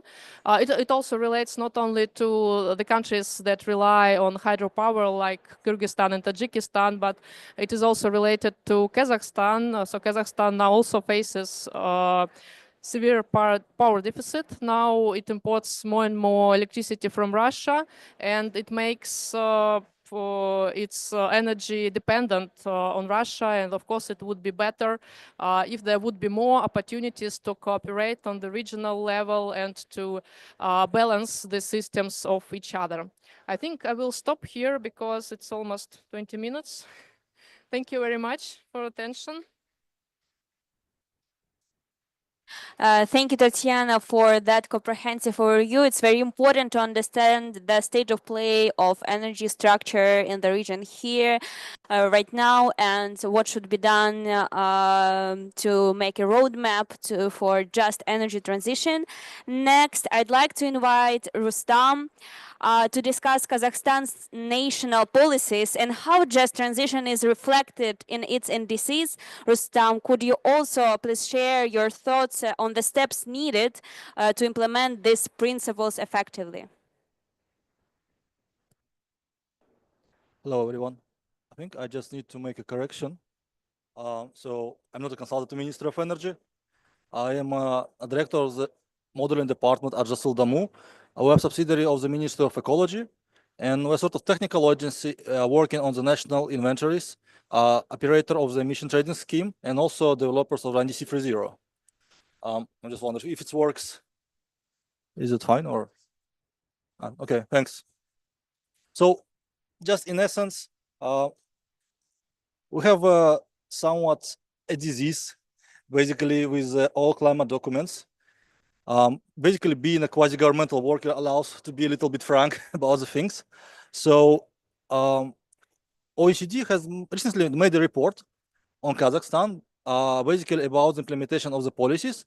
And on one hand, yes, we have a lot of policies in place, but unfortunately, they are declarative in nature, in the sense that unfortunately there is no progress toward it. And unfortunately, once more time, climate policies, INDC, low emission development strategy, carbon neutrality strategy, they are all declarative right now.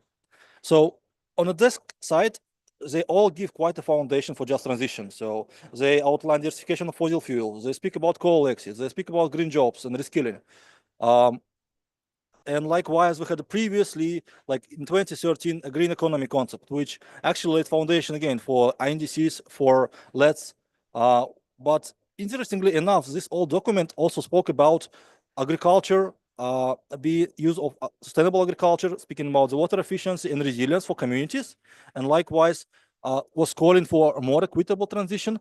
And this is actually an interesting point, because if we speak just about just transition, everyone thinks about green jobs and reskilling, but in essence, it's about equity. Equity not only from the side of the jobs, but also about the equity, about the wealth distribution, who wins and who loses, and how we could rebalance it to avoid a greater income disparity.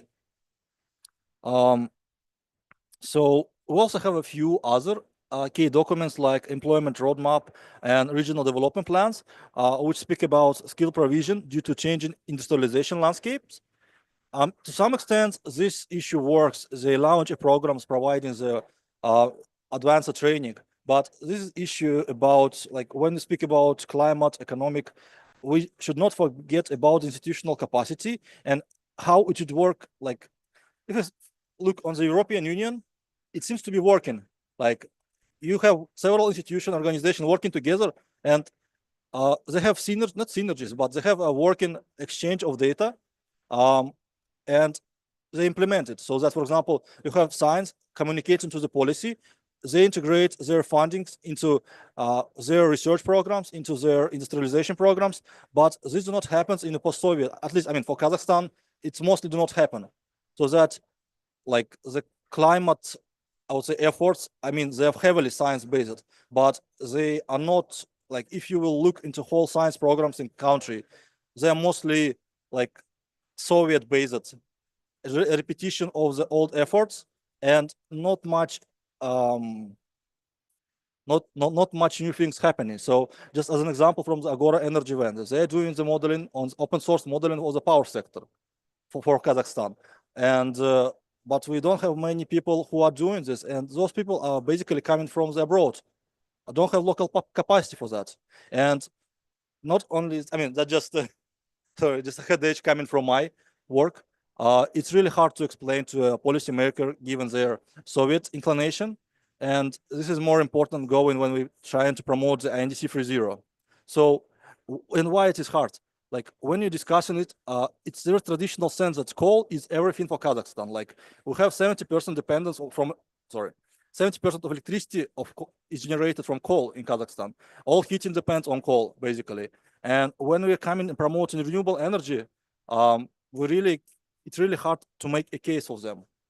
So in that sense, it's also a matter like a complex matter. So one thing, there is inertia coming from the decision makers, and there is also an issue where institutions do not work. This necessary reskilling and new capacity and new skills and jobs are not coming because institutions do not work together. And yeah. So going back to NDCs. So again, it's first of all, it's declarative in nature. Like we tried to adopt it like in 2023. It actually took 3 years, around 3 years to do it. So now we're trying to do less, like less is more. So in the sense that, okay, let it be declarative once more. But one thing what we will do is we will make an investment plan for priority projects. And likewise, there will be a working program where just transition will be more like a line, not a separate chapter, but a line going through all the projects, programs, and measures, in the sense that it provides some level of equity.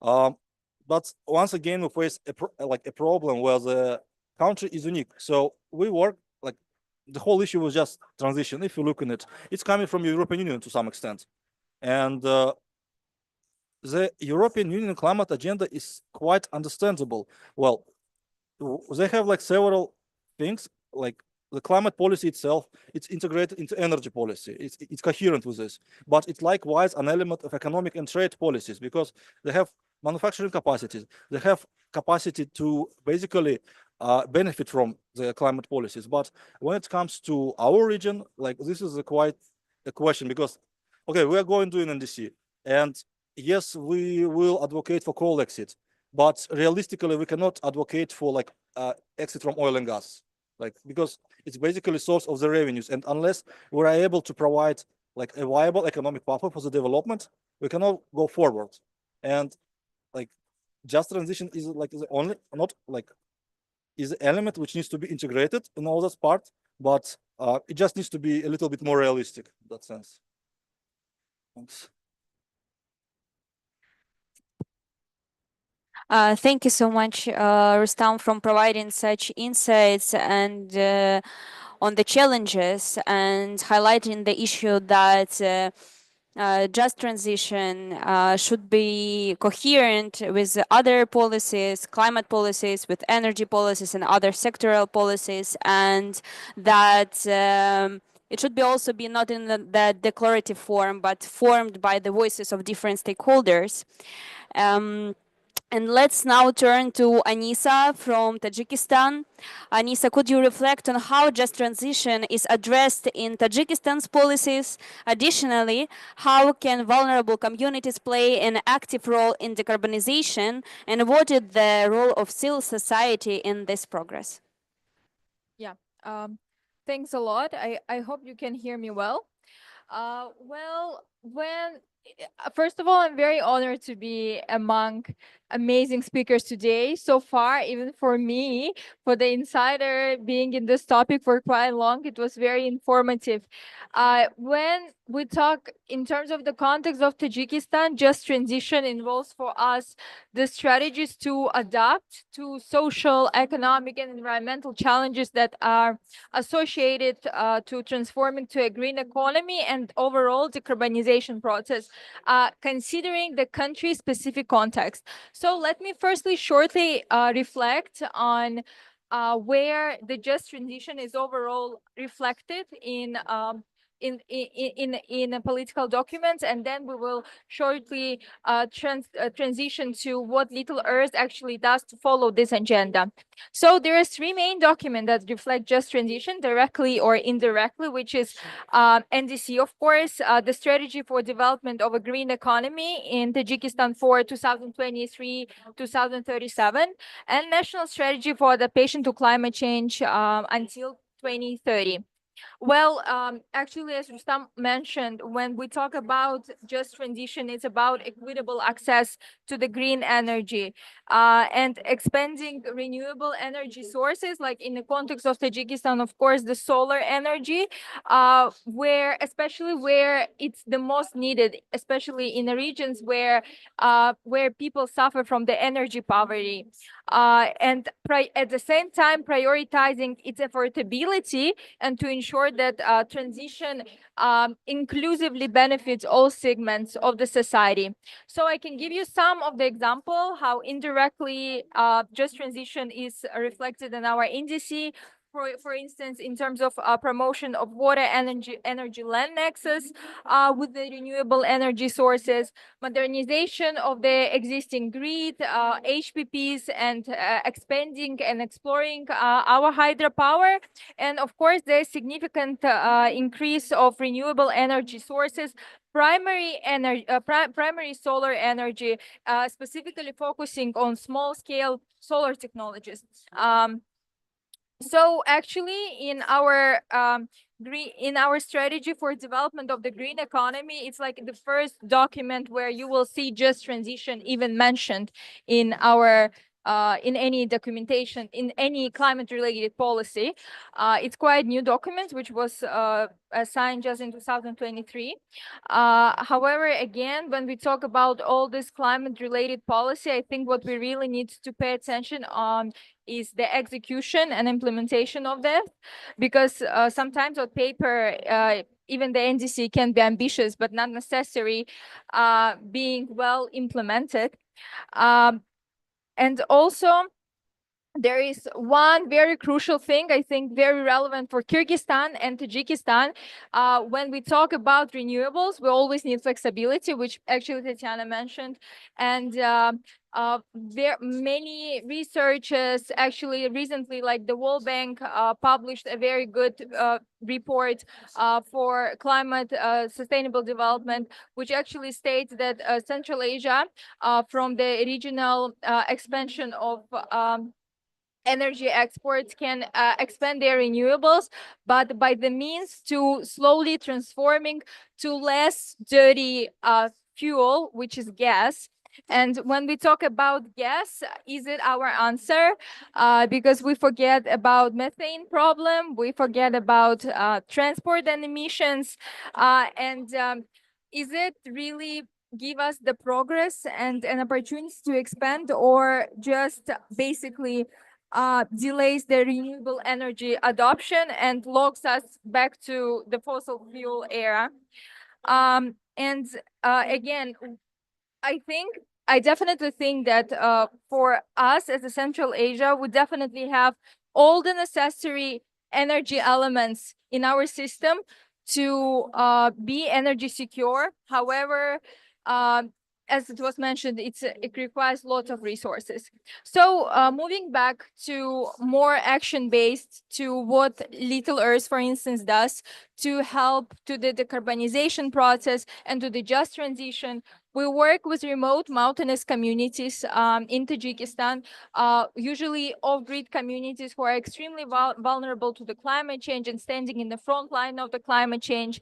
And we engage them and we help them to adapt to the climate changes through the green technologies, specifically including clean cooking and different energy efficient practices.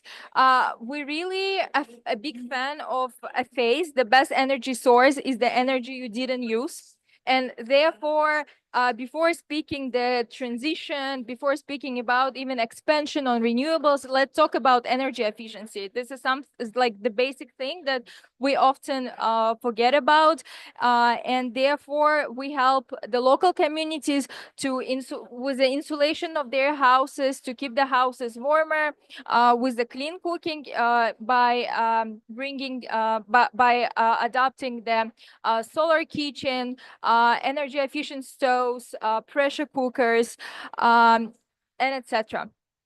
Also, slowly we can observe that energy efficiency becoming a priority and even reflected in some of our indices. It's actually also reflected in our development of the green economy, but definitely more attention should be paid to this. Yeah, I think I'll stop here. And in case you will have time for a question, I will be happy to address them. Yeah, thank you. Thank you, Anisa, for shedding the light on specific challenges and opportunities in Tajikistan.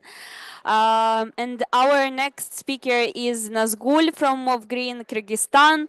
Nazgul, could you share your perspective on the role of public engagement in just transition, and what barriers does civil society face in Kyrgyzstan when contributing to decarbonization policies?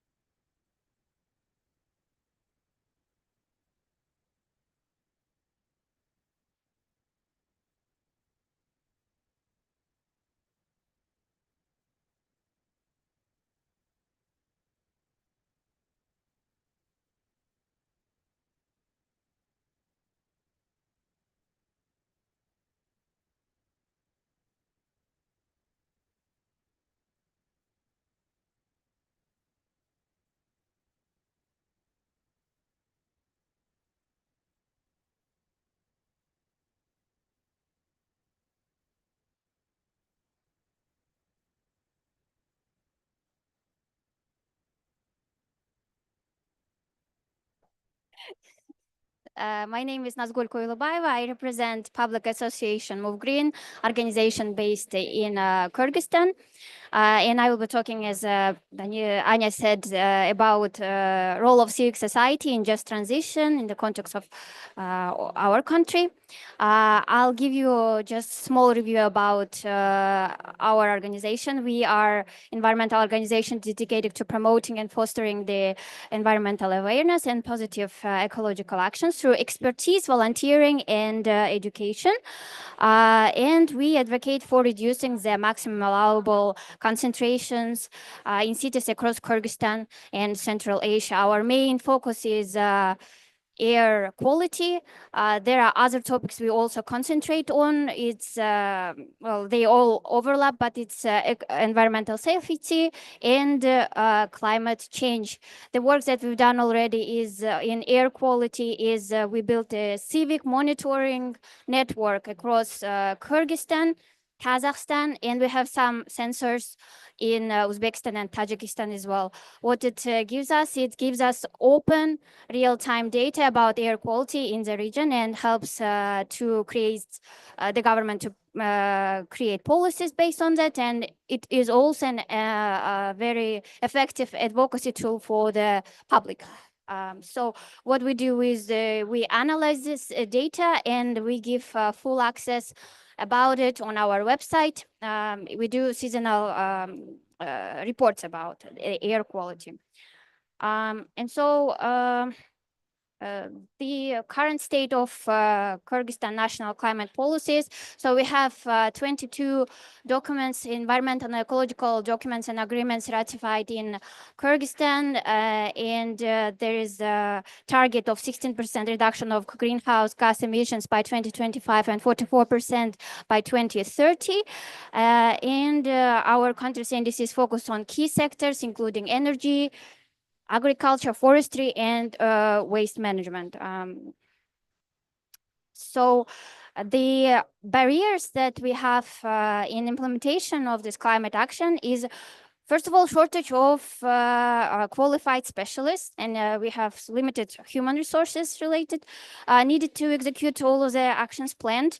There is lack of public access to information about the progress and financial management. And there is a deficit in, well, so monitoring, and there is information, a deficit that poses significant barrier to effective policy implementation and public engagement. Now we will talk about the CSO's role in implementing the climate action and the state of CSO in Kyrgyzstan. Well, I'll start with socio-economic impact of CSOs. CSOs are very, very like big sector in Kyrgyzstan. There is 17,000 employees, which is equivalent to number of employees in state service. We have with the NGOs in Kyrgyzstan, there is 30,000 NGOs registered in Kyrgyzstan, but only 400 of them are active and 50 of them are ecological NGOs. And we do a big contribution to economy, 0.3 GDP contribution, matching the tourism sector. There is a big tax contribution amounting to 250 million soms in last year. And we also support local businesses and medium enterprises to by purchasing their goods and services. And we contribute 125 million soms to state and municipal services. So beyond contribution to economy, CSOs also contribute to social development of the country by providing essential social services in healthcare, improving access to education, providing legal advice. And in our case, we are involved in environmental protection affairs. Going ahead of myself, I would like to let you know that we developed an comprehensive analysis of the climate policies in Kyrgyzstan. And if you would like to check it, you can go to our website and see it. This is, I just started to started talking about the activities that we implement, and I'll give you a small excursus through the tools that we use to be a active part of our society. So the tools we use, of course, it's first of all advocacy and policy dialogue. In our organization, we do, as I said, civic monitoring of air quality and give access to data to all of the interested stakeholders. And there is energy solutions that we promote. And one of the projects that were successful and received a lot of reaction from society is the Energy Efficiency Fund. We would like so we are advocating for implementing Energy Efficiency Fund to help the population have funds for implementing energy efficiency measures. We closely engage with the local parliament as well. There is also other tools that we use as public awareness and education. We use a lot of different formats to engage with our civic society, with our society. We create different events called Sharkana. It's like a platform where we gather representatives of different sectors, including public, government, private sector, where they can, on the shared platform, discuss with each other the problems they are encountering and how they can address them. And it can lead maybe further to policy creations. And just last month, we organized the Urban Forum. It was like more than 400 participants. It was for discussing the challenges of urbanization and climate change. We do climate-based services. We work very closely with media. We do monitoring and accountability. Sorry. So we do our work. In cooperation sometimes with institutions that monitor climate financing, such as Bankwatch. We involve with local communities in policy creation. There is a good example of it when we worked with the community next to who resided next to the landfill.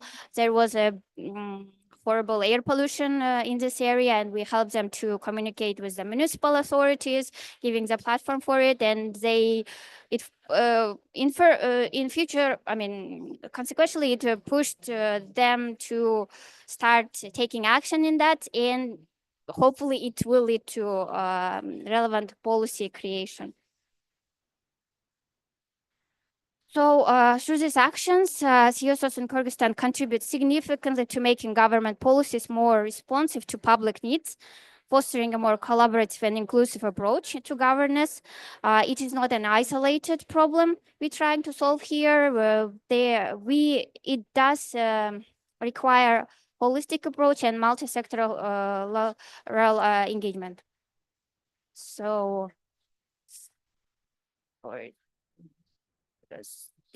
unfortunately, there are challenges that CSOs in Kyrgyzstan face currently. There is a so-called foreign representative law that's been introduced recently, and the law can place undue burdens on NGOs and has potential to limit or end the operation of organizations that are delivering critical assistance to our nation. Why is it bad news for us? Because there are similar laws that have been introduced in neighboring countries, such as Russia and Belarus, and what the analysis of the organizations shows that the environmental and journalistic organizations may be particularly vulnerable to it and might be closed. Going forward, what do we offer is to provide, it's very essential to provide necessary conditions for CSOs to exist and take part in climate action and have full rights to participate in it and build, the government needs to build consensus with the society about the planned actions. So we provide favorable actions, favorable conditions for work of CSOs, remove any constraints, bureaucracy, and financial barriers. In MoveGreen's case, there is also, we would like our data to be integrated into governmental system and help people to monitor the air quality. And there is also other constraints that come with this law and additional laws that limit our ability to monitor the air quality. The academia, research groups, and CSOs should be integrated into action, as I said, and civil society must be recognized as both an organizational structure and analytical tool for political and development analysis. And in conclusion, I would like to say that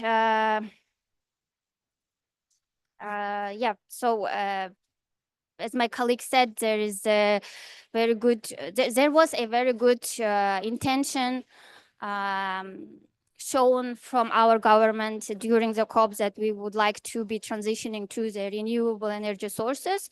But yeah, there is bad signals that we would like to do it through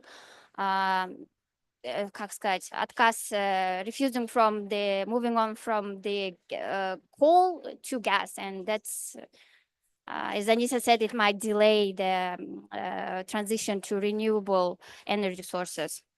And so we would like the civil society to have full rights and participate fully in the climate action, because this is not isolated problems. This is not the time to be creating obstacles for anyone who should be included in the dialogue. And we hope for a better future for civic society in our region. Thank you. Thank you, Nazgul, for your thoughtful analysis and your points about the importance of public engagement and the challenges of civil society face. And these points are vital for our discussion today. And right now, I would like to move on to the question answer session by starting with our first two speakers to warm up. I would like to ask Tatiana and Rustam share your perspective on in which sectors of the economy do you think just transition has the greatest potential in countries of the Central Asia, in Kazakhstan particularly. Thank you for your question. I think that it depends on the country. For example, in Kazakhstan, the most important thing is. Can you hear me now? I think it depends on the country because, as we see, the situation in different countries of Central Asia is pretty different.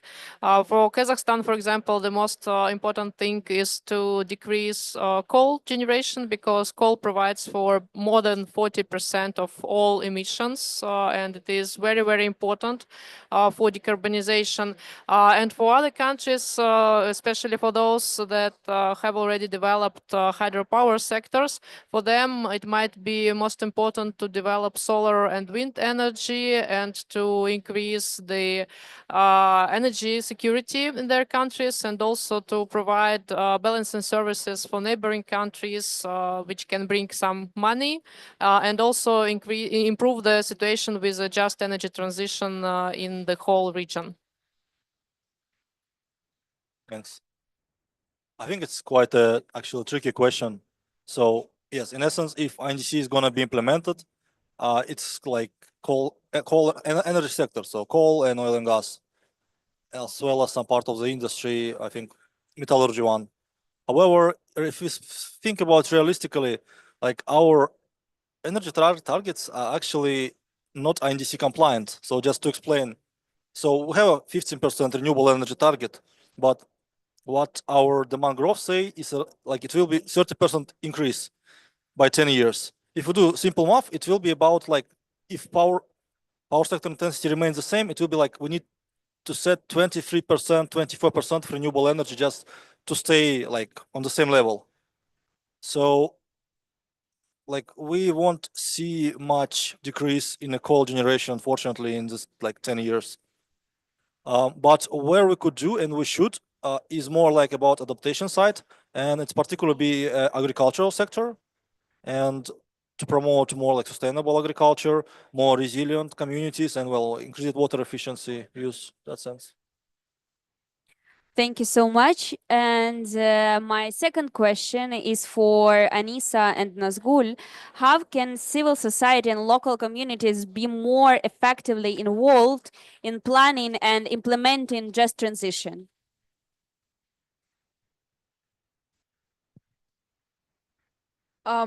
We, as a civil society, love to say that it's great to be a policymaker, being able to develop all these profound papers. But what about the local population who is going to work with the local people and actually explain how does it work and why it's important? So therefore, I strongly believe that we are the main ally to our government to actually execute our ambitions, to execute our plans, and help to actually carry out decarbonization process itself.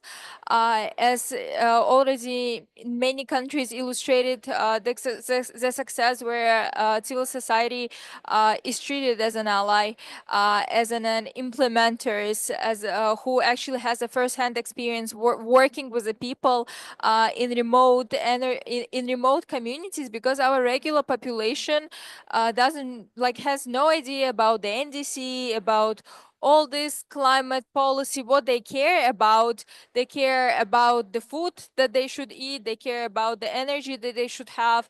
And this is exactly where we can be the agents of change, helping our governments to actually transform our system for the sustainable development.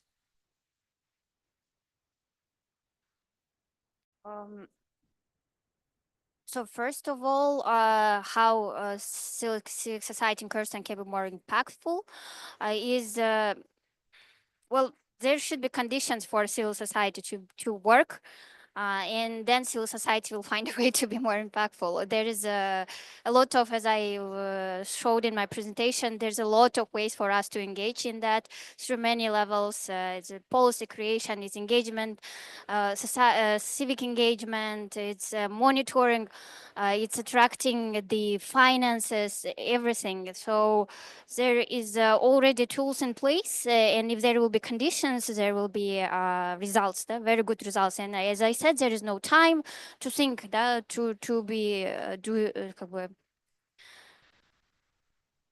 not including us in the dialogue. We right now need to take action. The time is now. The time is yesterday, and we, as a nation, need to unite.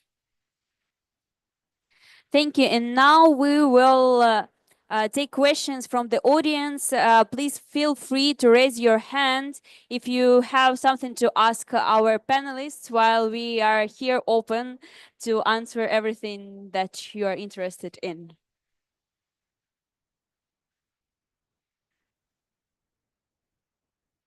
So, we are staying here for the rest of the COP. Please feel free to approach our panelists and share more about their activities and work on the ground in their countries of the region.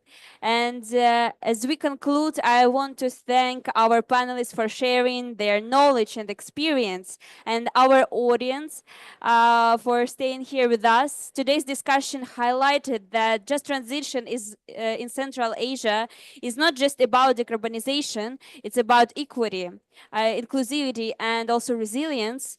And from advancing communities' involvement to strengthening legal frameworks, we explored that there is so much steps ahead to this transition to benefit everyone. And let's take these insights forward and continue working together to make just transition a reality. Thank you all, and I hope you enjoy the rest of COP29. Thank you.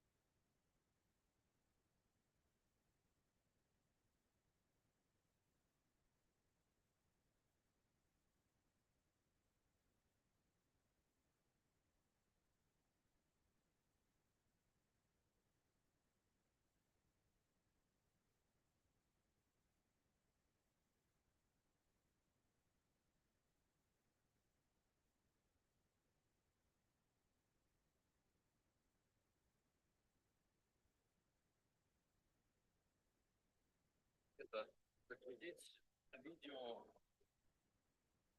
мероприятия по воде. Нет, я сейчас должен закончить.